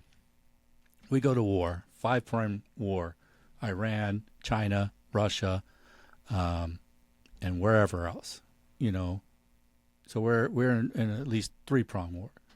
Where we have multiple wars going on at the same time. We have our military deployed, and then these so-called immigrants do something in the country. Who's going to stop that? Okay. How are we going to deal with that? How are we going to supply everything? And not only that, what kind of problems have we already seen with this? We have crime problems. We have excessive costs. These sanctuary cities are going broke. Mm-hmm. Their governments are having major problems. I think one of Trump's ideas was to ban all sanctuary cities, period, which would be a benefit to those cities. I'm pretty sure they're not going to fight it too much, especially you heard New York was kind of like, yeah, we don't want to be a sanctuary city anymore. So, this is not an issue, not something that is simple. It is causing major harm. And these are not people that, paid into the tax brackets or paid into the city things. They're just taking money from it. Now, do they have bad things in their country? I don't know. I don't know what's going on in their country, what made them come here. Can you do something about it? Maybe you could, organize them in a certain place and build industry that they work at for a lesser cost or something that you could do with it. Maybe you could have them do road work and infrastructure programs like we did with FDR or something of that sort. You could put this labor force to effect and make some major changes in America. I don't know, deportation of 10 million people, is this cost effective? I would think outside the box that maybe we could do something constructive with this labor force since it's here already. Try to make the best of it, and then get them, if they do good and they have a good, they do something beneficial for the country, then we work on their process for becoming legal. But I don't know what's going to go with that, but I do think it is a problem as it is right now. Okay, assuming that your point of view is that you don't know about it, and the perspective that is the fear of unknown. Now, let's say, for example, majority of the people, and I'm just saying assumption right now, all right? I don't know the facts either. Maybe you are right in your assumption. So let's say that's one assumption. Let's say the other assumption is that those people are not harmful. They are totally coming over here to make living and sending some money back home because they can survive. What is your perspective on that? Are you still thinking? Are you still leaning towards that? No, they should still go back because they use the illegal route and it's costing money to the country, or you think there should be some type of adjustment or plans or some type of acceptability in that prospect? No, I think this is a problem because we've seen other things that there was legislation that was put forward to pay corporations $9,000 per illegal immigrant to work in that corporation per year. So what's the benefit to a corporation who can hire an illegal immigrant, probably charge them less, put them in a bad working environment, and then make it $9,000 per head on top of that while firing Americans who cost more?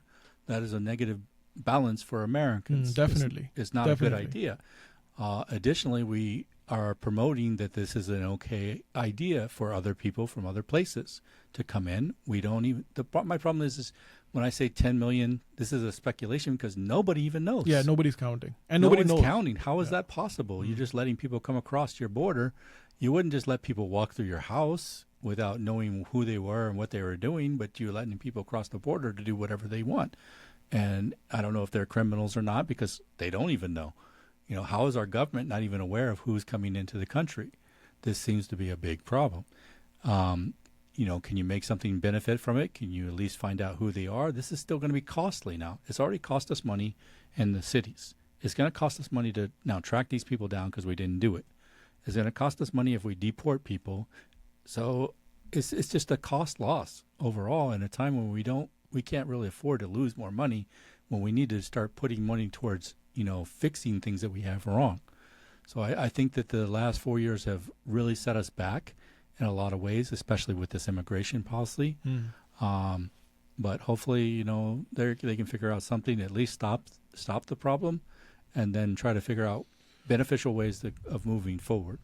Okay. Now, you can say that we need to offset the lack of population growth because we do not produce what we need to replenish ourselves. Plus, we're at a point where we're losing more people than usual. More people are dying than have been dying in the past at a quicker rate. And plus, we have a lot of health issues within America. So I don't know if this really compensates for this amount of people coming in. We're talking a massive amount of people compared to our overall population. Okay, Jake, I have the similar question to you. And first part is that, do you think immigration is a problem from a Caucasian American who did not immigrate from any other place? And second thing is, do you think Eddie is right when he's talking about what type of issues he's highlighting in his cautionary facts? Okay. Do I think immigration is a problem? Yes. Does it have anything to do with whether I'm Caucasian or any other nationality in this country? No. The question is it an issue? Yes. And I agree with most of what Eddie said. It's an issue because it's a drain, particularly on the states that are closest to the border because you have, I think it was 3.3 million estimated illegal immigrants coming into the country across the border. That we know about. Yeah, that we know about. Yeah. That was kind of what was counted. Yeah. I'm sure there's more. We could even double that if you wanted to kind of. So you have, let's call it 4 million people flooding into those states that are closest to the border. What type of strain on those economic resources of those states and the cities within those states? You have to educate the kids because it's not just adults. If they get hurt on the streets, healthcare has to provide for them, housing, food, the whole 9 yards. And if you're one of those states, it's going to be a major issue to you. And in that volume, yes. So and then they start. Then it's not just them. They move north. So yes, it's an economic drain on all those states. And the interesting thing is, it's just not Mexicans crossing the border. It's all Latin American countries, people, and it was estimated that 35,000 Chinese came into Indian. So it's all countries coming into that southern border. Now, is it realistic to assume we're going to erect a 30-foot wall across? It's about 2,000 miles across that border if you add it all up. No, it's not. It's not going to happen. So there needs to be ways of controlling it. Possibly economic ways. I think you mentioned one of them is what would I forgot one of the good ones you mentioned that I said, oh, that's a good point. Just making it harder for them to jobs. Some of the factories and some of down there will hire illegal immigrants, and unless they're checked and forced, these illegal immigrants will work. And other people who are working are getting fired. Why? Which is a problem. So having a law enforcement checking, different factories and different companies for green cards and such could be a way of handling it. But to your question, yes, it's a problem. And also another thing I was thinking of is, and it's more conspiratorial type thinking. You have Russian operatives here in this country. You always have. It's been that way since the 50s. How do they get in here? Border. Yes, it's not the Canadian border, and they're not flying in here. They're coming through the southern border. So does that border need to be protected and controlled more? Not just for illegal immigration, but for all aspects of people just crossing the border, getting into this country. So I would agree that it does need to be some. Do I have the answers? No, I do not have the answers. Is the wall the answer? Well, if you could build 2,000 miles of 30-foot wall with razor blades at the top, for a certain amount of cost. And the other side will use the ladder. Yeah, they'll figure out a way to get across. Or you could be El Chapo and just build a tunnel. Yeah. So I don't know if that's the answer. And so one thing you did agree with, Ed, and that was interesting for me to hear, is that you're pro funding towards the programs which will enhance checking of these different places. Absolutely. Right. So that's ICE, right? Yes. So Eddie, he brought a really good, interesting point. What do you think about his suggestion? It's coming from the other side, but do you think that's effective? Now Now I understand. Can I say one more thing before you go on? One thing that is an absolute is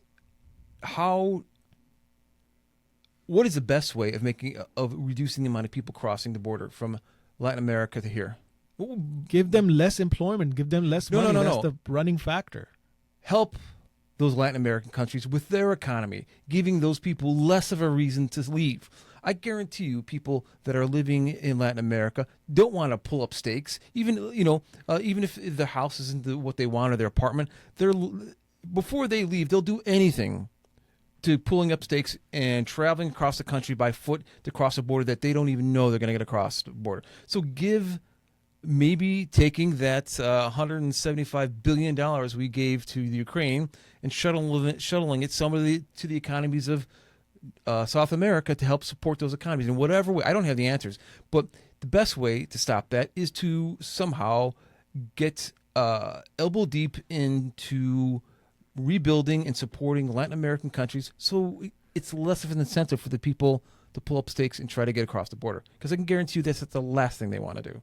But don't you think that will enable them not to work and be more dependent on the United States? Because if you're giving them money, instead of giving them industry, let's say if they allow us to build the industry over there, and which is capitalism, which we will love, we'll make money out of it and they will get employment out of it.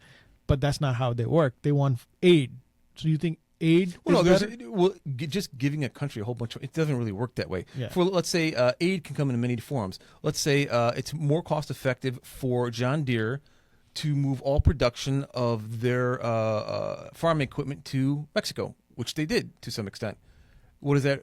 That is good for us because one, well, it's good for them because they employs people in Mexico. Two, we get equipment a little cheaper because they're not having to pay the wages that we pay here. Okay, so we get, and then the argument is, well, you're taking the jobs away from the U.S. Well, the jobs away from the U.S. as opposed to what we benefit with respect to lower cost of goods coming across. I mean, there's always a balancing act. Okay, and I don't. There's no simple solution. Yeah, right. Yeah. So, but if we want to talk about aiding Latin American countries to slow the border crossing, things along those lines, allowing companies that find economic benefit from taking their production from here to Mexico and not saying, oh, you're moving to Mexico, I'm going to slap a 200% tariff on you because we don't like that because you're decreasing the amount of manufacturing jobs in the U.S. Have we heard that before? Have we heard that? Okay, well, doing that could help slow the crossing of people into this country because you're adding jobs down there. And imagine you do that 100 times, 1,000 times over different countries. Well, okay, if you want to really decrease illegal border crossings, that's the way to do it. But what's a campaign? I'm not going there. But so do you think really it makes a lot of sense to slap tariffs on John Deere 200% for doing that? No, it makes no sense on that in many different ways. It was a campaign gimmick. I know. I'm just throwing that into there because it's a good way of saying, hey, how do you stop crossing? You help support Latin American countries, give the people a less reason to come across because their kids can't get food, they can't get education, and it benefits both of us. And what you don't want to do is slap a tariff on John Deere for making that decision to go down there because it makes economic benefit to do that. Okay, interesting perspective and totally valid argument. I would say a valid argument because it's the way to see it. How and you already added that the solution is not that simple. It's not a perfect solution. A wall. It's not a wall. Okay, so having said that, but the wall is what? What? It's a nice shiny object. Just throwing that out. That's like the wall is shiny. The war launching missiles at Israel is a shiny object for the current people who are running Iran. It's just how it works. It sells faster. Yeah, yeah. Okay, so Eddie, I'm going to question you whatever he was adding on, and he said he supports more funding towards ICE. All right. He says that wall is unnecessary. It is argumentative, and because the people who lives on the border, especially on the Texas border, their support towards Republican increased significantly. They were heavily Democrat. They're heavily Republican this election. So the idea of wall does support in their heart, and they are the one who are suffering from it. He's pro ICE. He's pro that we should supply some type of aid or funding or program in their country so they don't come over here for employment. What is your take on that?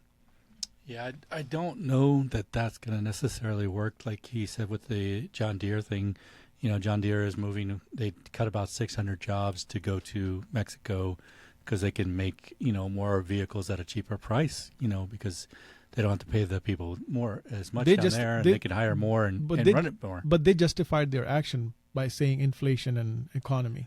Well, yeah, that too, but they also are going to have a bigger facility that's going to have even more workers at. Yeah. So they're not really, it's a net positive overall. So I don't really see that as a good example. I don't understand. Like he said, it's probably just a campaign thing. I don't buy into everything that's said. I look in between the numbers and see what I actually see. And I don't see that John Deere is doing, they cut 600 jobs, but they're supposed to have 1,200. But who knows if they'll actually have 12 of them. They'll probably have a lot of robots. Every corporation is going to go to robots anyways. So we got to look at what's going to happen in the truth here. As far as ICE, it's sad that we have to have ICE doing this and having to put more in there. I think a couple of years ago, Texas fined some of the companies using illegal immigrants for $3 million. Yeah. So, it's sad that corporations are doing whatever they want for profit margins rather than ethics. You can go to any gas station, you will find there's a 70% chance that the person who's serving you is an illegal in any gas station in the United States. It's the most common place where they end up. Yeah, I don't really know any of that. I mean, there's too much to know in this world. Yeah. You can spend all your time researching, learning stuff, but there's going to be stuff you just don't know. So I'm not going to speculate in talking realms that I don't really know. You know, it's an issue. We'll see what they do with it. You know, I think that you may not be able to secure the whole border, but if you can secure places where they're most common to come across, because you got to remember, some of these places are not very, easy to cross already because of terrain and things like that. When you have to cross a lot of different terrains for different things, you can see how difficult some of this is. So people won't necessarily do that. The more risk in it, the less chances they're going to, do that. Why are people coming here? Is their country really that bad? Probably that's government.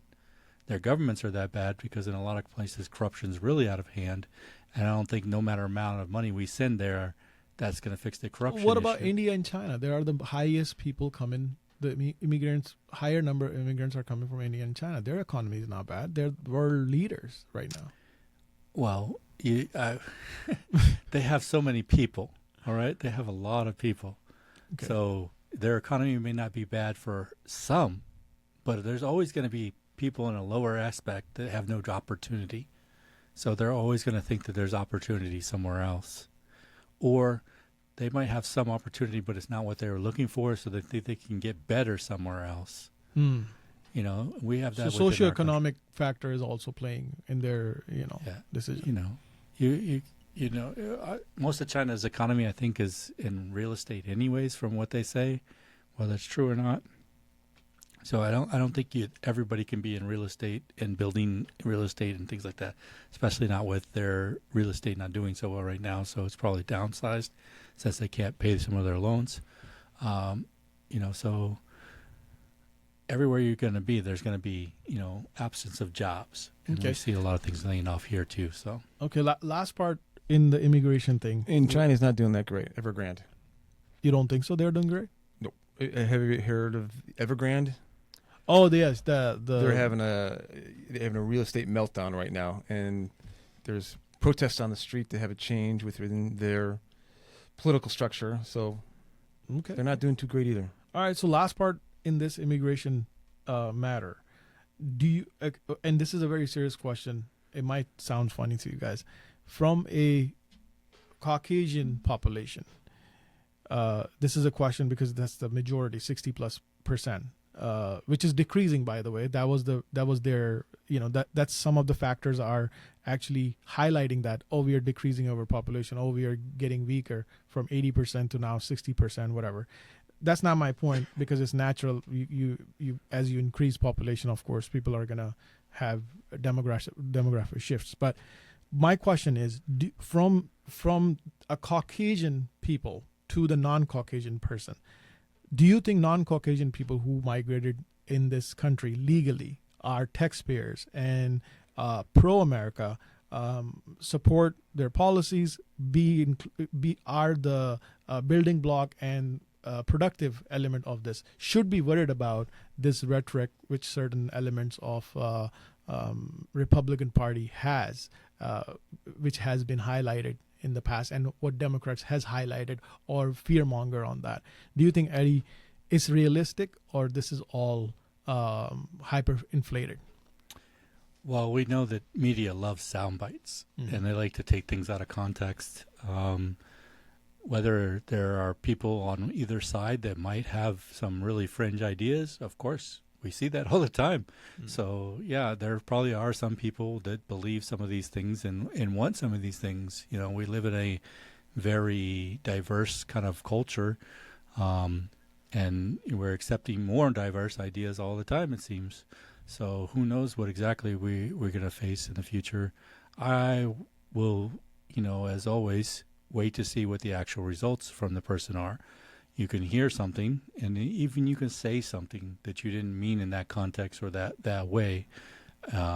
So until I actually see the person doing something that demonstrates that they actually believe this, they are elected for whatever they're elected for, and we can't do much about that until they show otherwise, that they're not worthy of that situation.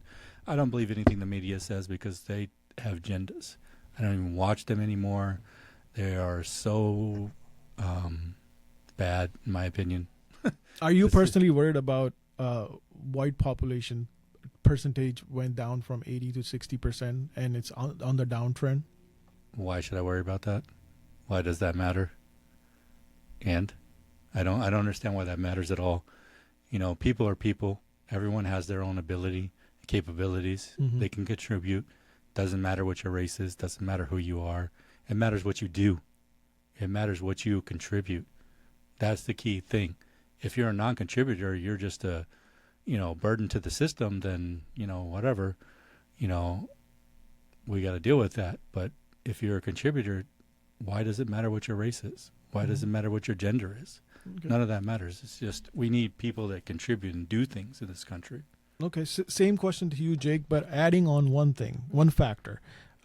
We know, and this is proven fact, if you're socioeconomically getting wealthier, you produce less babies. And that's one of the factors which played a really big role in white population decline and other population grown out of proportion.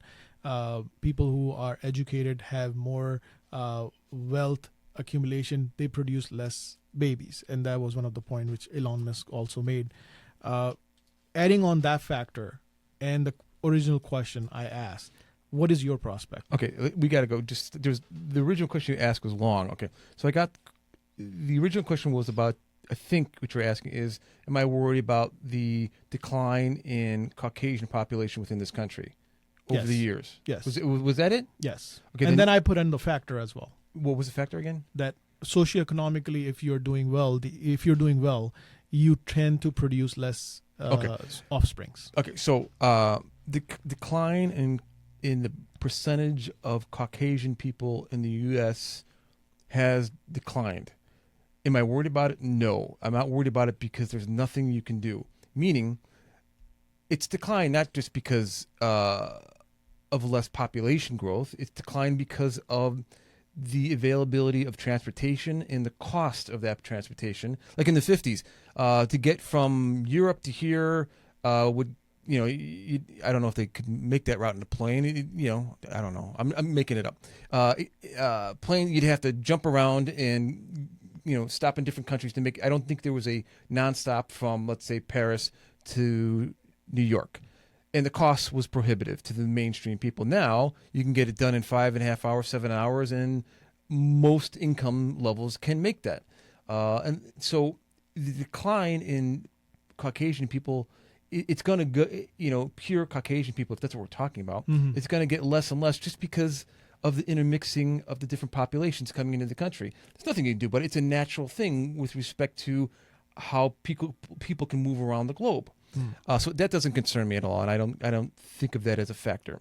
The question of decline in the amount, the birth rate, I think the birth rate is falling. Okay, it's falling across all countries, not just the U.S., and it has a lot to do with affordability. People just can't afford, if you look at, go back to the 60s, people were having families of 5, 6, 7. That was not uncommon, Brady Bunch.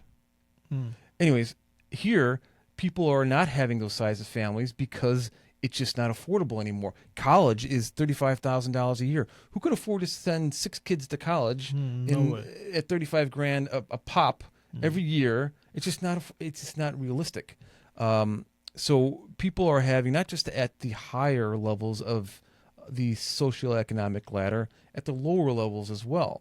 And I would think there, if you looked at it, and I can't be for sure, if you looked at it and you tried to figure out whether the richer people in this country are having lesser kids as opposed to the lower end of the income scale, I think the people who are making more are having more kids than the people who are, down in the lower end of the socioeconomic. No, I used to think that as well, but the facts is the opposite. Okay. Yeah, that's surprising. But overall, I'm not surprised, and I think it's true that that's going to continue to happen. I mean, there's right now there's an issue in in a lot of developing countries where you have that population distribution. It should be the shape of a triangle where you have at the top of of your population, there should be very low amount of people of 65 and older. Yeah, Then at the base, you should have from 0 to 25 years old, making the base of your country. Right now, it's kind of doing this. Like Japan, it's facing that issue. Japan right. is facing that issue. So as our well. I forget what you call that graph, population graph, I guess. It looks like a snake that just ate a water I know which buffalo. one you're talking about. Right. I know which one you're talking about. So not only the U.S. is facing that, China is facing that, Russia is really facing that. And so you're going to have a lot more people of elderly age to take care of than you have of the younger people rising up through the economy. So it's an issue for many countries, including ours. And so I'm still waiting for the second part. Do you think non-Caucasian people should be worried who are legal, who came over here, who are positive to this community, who are positive contributor? They should be worried about this because Democratic Party did some type of fear mongering in their campaign, and I understand that was a campaign as well to get the votes. But do you think it's realistically they should be worried about? No, I don't think so at all. I just don't see how that plays a role. The amount of Caucasian people in a country, to me, it doesn't make any sense. And I want to clarify the fact you mentioned that it should be other way around. The people who are rich should be having more kids, and because they can afford them. Only on a that's what I'm going to touch. Time. Think about time. Not only time. Social plans, like people who make less money have more kids, get more benefit from government. They have better programs. They have childcare. They have tax benefit. People on on a higher pay level or make more money from the family wise, they don't get those advantages because they get out of that pay range, the salary range, which those programs are eligible for. So that's why. That's also a factor. And time. He said time. Time is also another one. If you are a busy person or professional, you don't have a lot of time. You have to hire help to take care of the kid. Right. Yeah. That's the economic aspect of it. That's what I'm saying. People who are under that, let's say you make less than the combined income of mom and pop is under $150,000 a year. You can't afford to have 4 kids. Because you can't afford the nanny. They're gonna. Let's say you have 3 kids. Okay, you got preschool. You're starting to think about college at $20,000-$30,000 a pop a year per kid. I mean, it's just not feasible. So when he's talking about, I think what you meant with time is being able to be around and to raise your kids. You got to think about feeding the kids. Yeah. The first 2 years of breastfeeding, if you have a $150,000 professional giving up 2 years of their income, it's just, they're just not in that mentality of now women are not really going to do that. So then you're going to talk about, okay, well, we're going to have to go to formula's expense, your diapers, all that stuff. Plus they're going to want their career. So they just don't have time for it. So they select their career over a bigger family. They don't have the time for it to commit to it because their priorities in a different boat. Professionals tend to work a little bit more than a regular 9-to-5 job, I would think. Although right now I think a lot of people are working more than one job, so they're probably in excess of some of the professionals that were out there in the past. Yeah, and I think quality of life, the concept of quality of life is shifting in this country, and it has been for the last 20 to 30 years. The idea where you, as a female, if you're not married, if you're not married in your early 20s and having kids by your late 20s, you're doing something wrong. That kind of concept is kind of gone out the door in the 80s, 90s, because that was pervasive back in the 70s, 60s, and 50s. That's what everybody did. That's no longer really going on these days. Women are having children into the late 30s, whether or not it's safe to do that or who knows. Medically, no, it's not. But I think quality of life is taking precedence over children, because your quality of life when you have a lot of children is a lot less, depending how you look at it, when you don't have children. So I think things are shifting, And so it's not, you just can't point one thing and saying it's cost, it's price. Multi-factors. Yeah, it's multi, and I think a lot of stigmas are shifting away behind the role of females and males, at least in this country, that are allowing people to make these decisions and say, I'm not having kids in my 20s and 30s. I'm not even into my career in my 20s and 30s. I'm going to push that off later. Or I know a lot of people who are professionals who could afford 3-4 kids easily, who have just decided, I don't want kids. I don't want bringing kids up in the society right now, and especially in this country as divided as it is. It's unsafe. I'm just not going to have kids. And they're doing it for different reasons. So I think it's multifactorial why people are not having kids. It's just not economic, but it does play a part. It's shifting in people's perceptions of what their quality of life should be. And then it's just people not wanting to raise kids in this economic environment and in this country, if you will. That was a perfect segue to our last point. We're at the 2-hour mark, but I don't want us to close it. We're not at the 2-hour mark. We have 4 minutes left for 2-hour mark. we got 1 minute. You're right, 1 minute. We cannot close it without talking about this subject. And the problem is that we are 3 men talking about this, but we have to be a little bit sensitive. So let's be quiet for 1 minute and then not talk about it at all.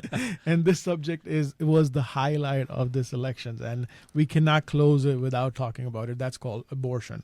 Now, I want to know, without going radical about this, what is the basic problem which divide us on the subject of abortion? Please, Eddie, you go first. I think that some people believe that it goes against their religious beliefs. I would think would be the general idea behind why there's a problem with that. Whereas other people believe it's a choice for each individual. I think you can kind of bridge this gap and basically make people accountable for all their actions and the consequences of those actions as a choice. I understand both sides of this concept because I can understand pro-choice. I believe people need to make their own choices to be whether they're right or wrong and deal with their consequences of those choices that they do make in life, whatever they might be. Not just talking about abortion, but everything in general.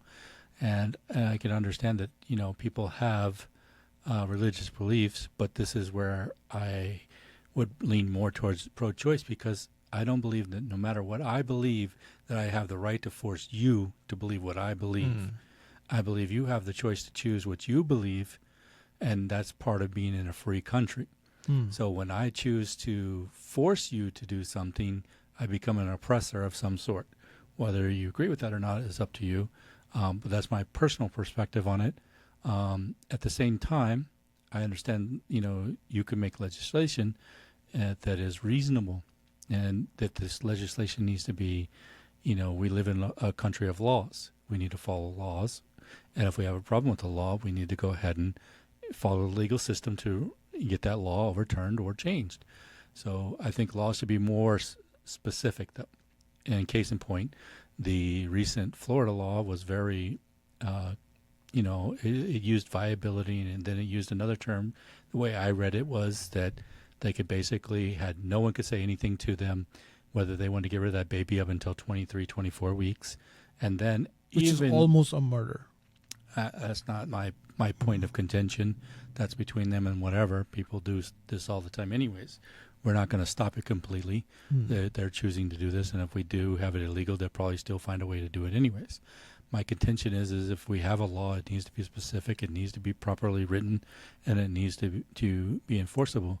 And that, the other part of that was that they could basically go to a doctor and have them determine at any point in their pregnancy, there's no limitation on that part, any point, if it was at a harm to that person having the baby, that they could basically have an abortion. So that's up to conception almost. So that law was very, open-ended to me. So I didn't agree with it at that point. But, and if the law was written better, and it just said that the people could choose what they wanted to do, and under the support and advice of a provider like a doctor, and it was in the best interest of that patient, maybe health-wise or whatever, psychological, emotional, up to whatever point is reasonable, then I could get behind that. But under that current thing, I'm not going to vote for anything I don't believe in personally.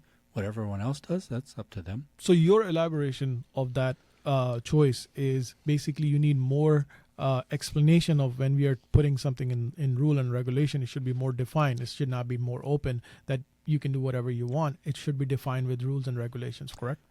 My thing is that we have people that have different beliefs. We have people that have want to choose different options. Why am I telling people what they can and can't choose? Who am I to choose for you? At the same time, I don't think that there should be exploitive positions where people can basically convince people to do certain things in a weak and fragile state. You got to figure some of these pregnancies are unplanned and they might not be in the best state, and somebody just basically convinces them to do something they might regret that might damage them. I think if we're going to do something, we need to have a law that's, if we're a country of laws, we need to have laws that, are written appropriately. My problem is with the writing of the law, not with the what people want to choose. 57% Floridian voted for, so because they're just going on the basis of it's a right of abortion. Probably Yeah. they didn't even understand.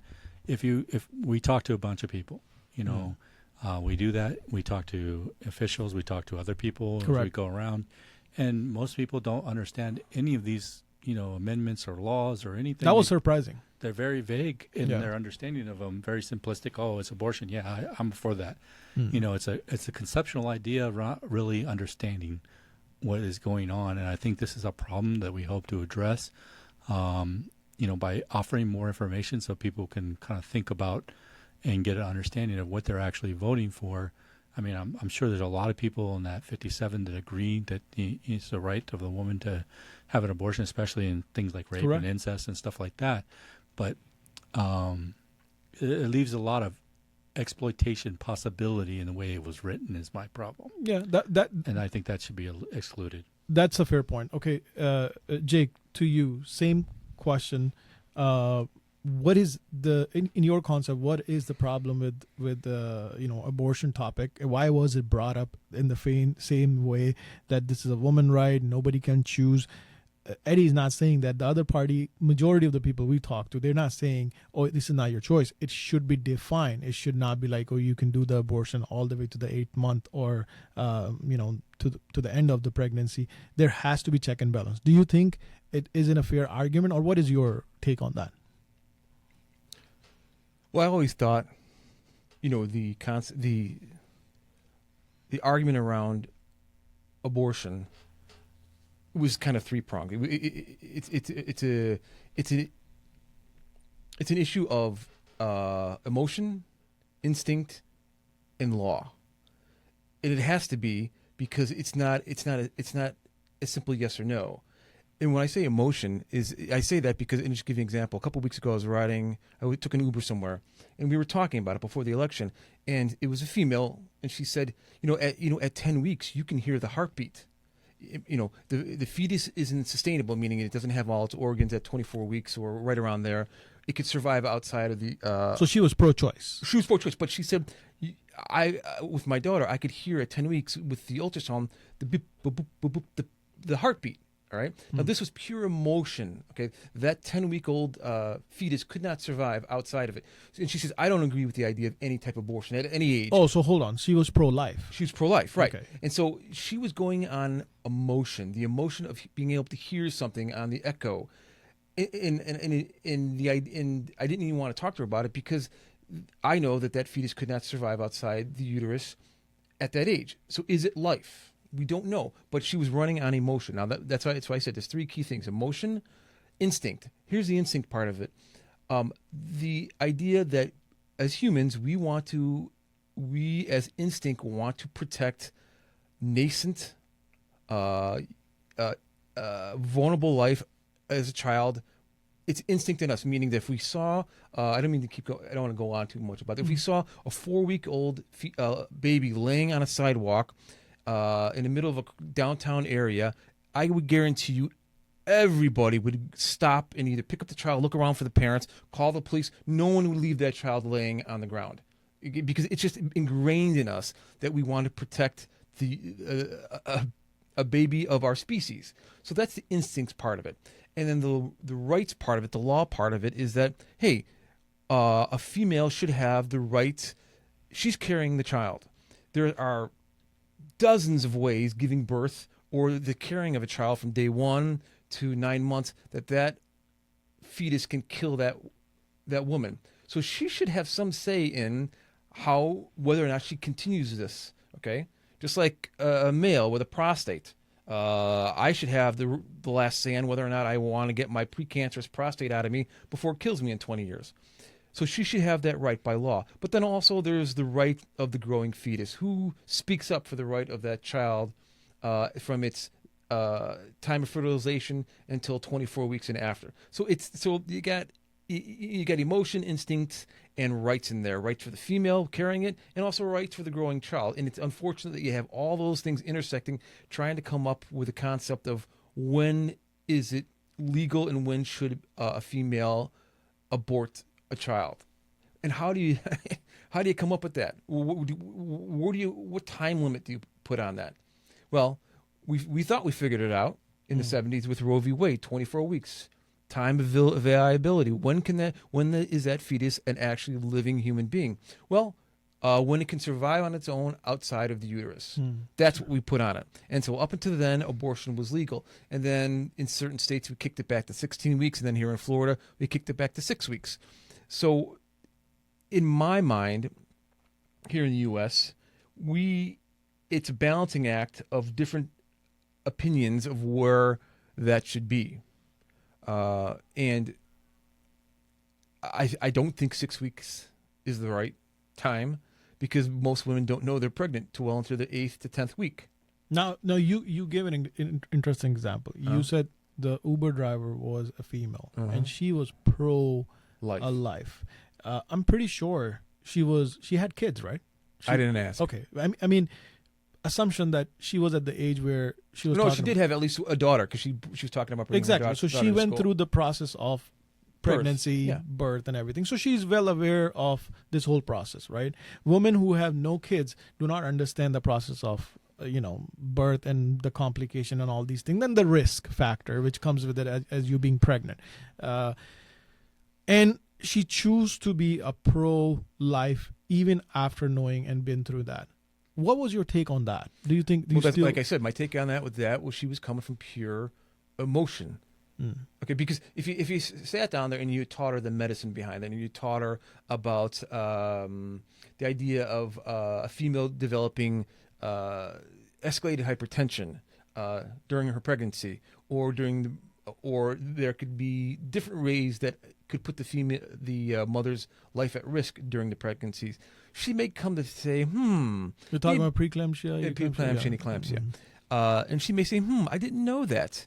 And if you taught her what a breech birth was, if you taught her about other things that could impact the health of developing diabetes during pregnancy, and that actually, lots of times it goes away after pregnancy ends, but sometimes it sticks around.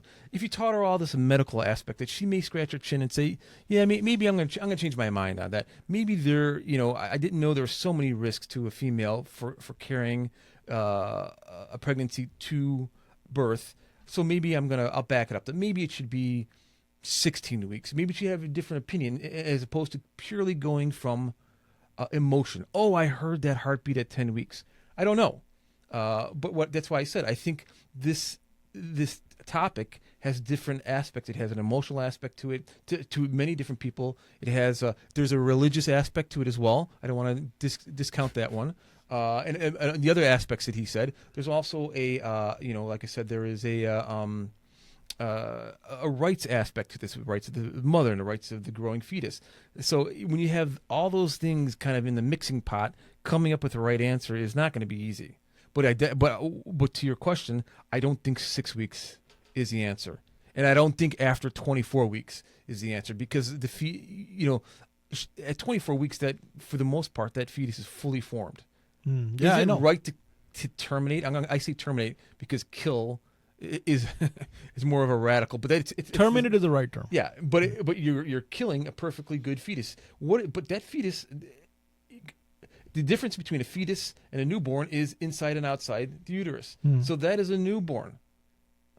That's You're true. killing that newborn. What are the rights of that person? Because that's a person. So it's somewhere in between 6 weeks and 24 weeks.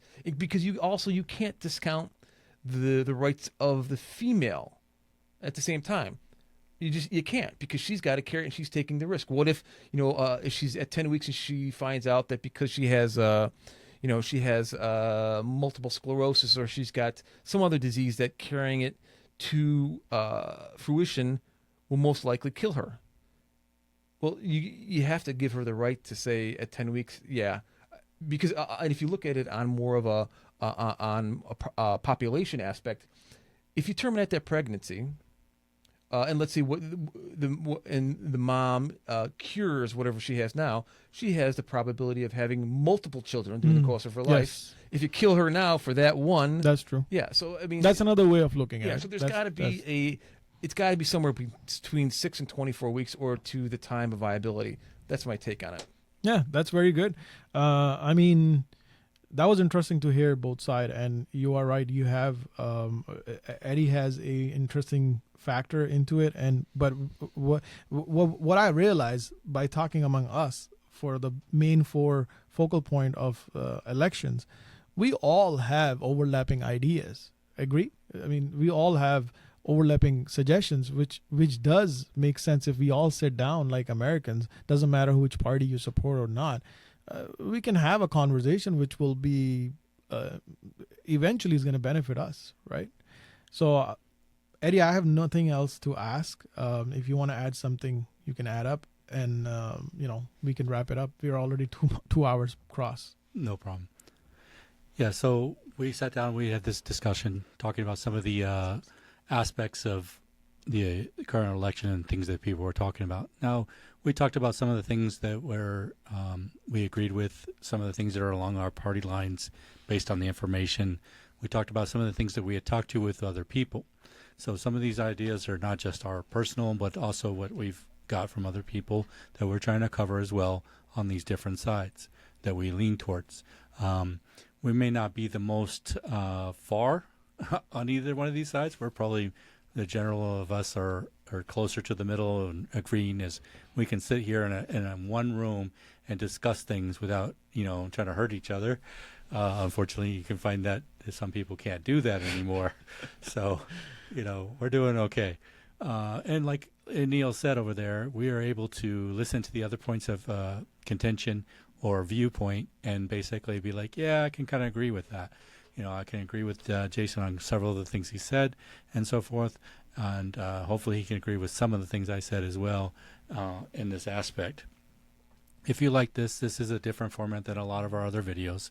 We hope that you will like and subscribe and give comments, whether you like this format or if you just prefer that we talk to other guests, because maybe you don't want to hear us talk so much, and especially you don't want to see Neil in the background over there as he sits behind the computer, but maybe you like to see him and you want us to do this more often. Either way, whatever your comments are, please present them so we can review them and make changes as needed. We hope that you liked our episodes on the election. We hope to do that more next year and more in depth so that it's prepared prior to the election, so you have more time to watch them, review them, and basically get more information so that you can make a better choice. We hope that this election you were able to get what you wanted out of it, that you were able to understand more of what was going on, and it helped you in some way, and we hope to do that in the future. If you could like and subscribe, we appreciate that, and we look forward to seeing you again in the next episode.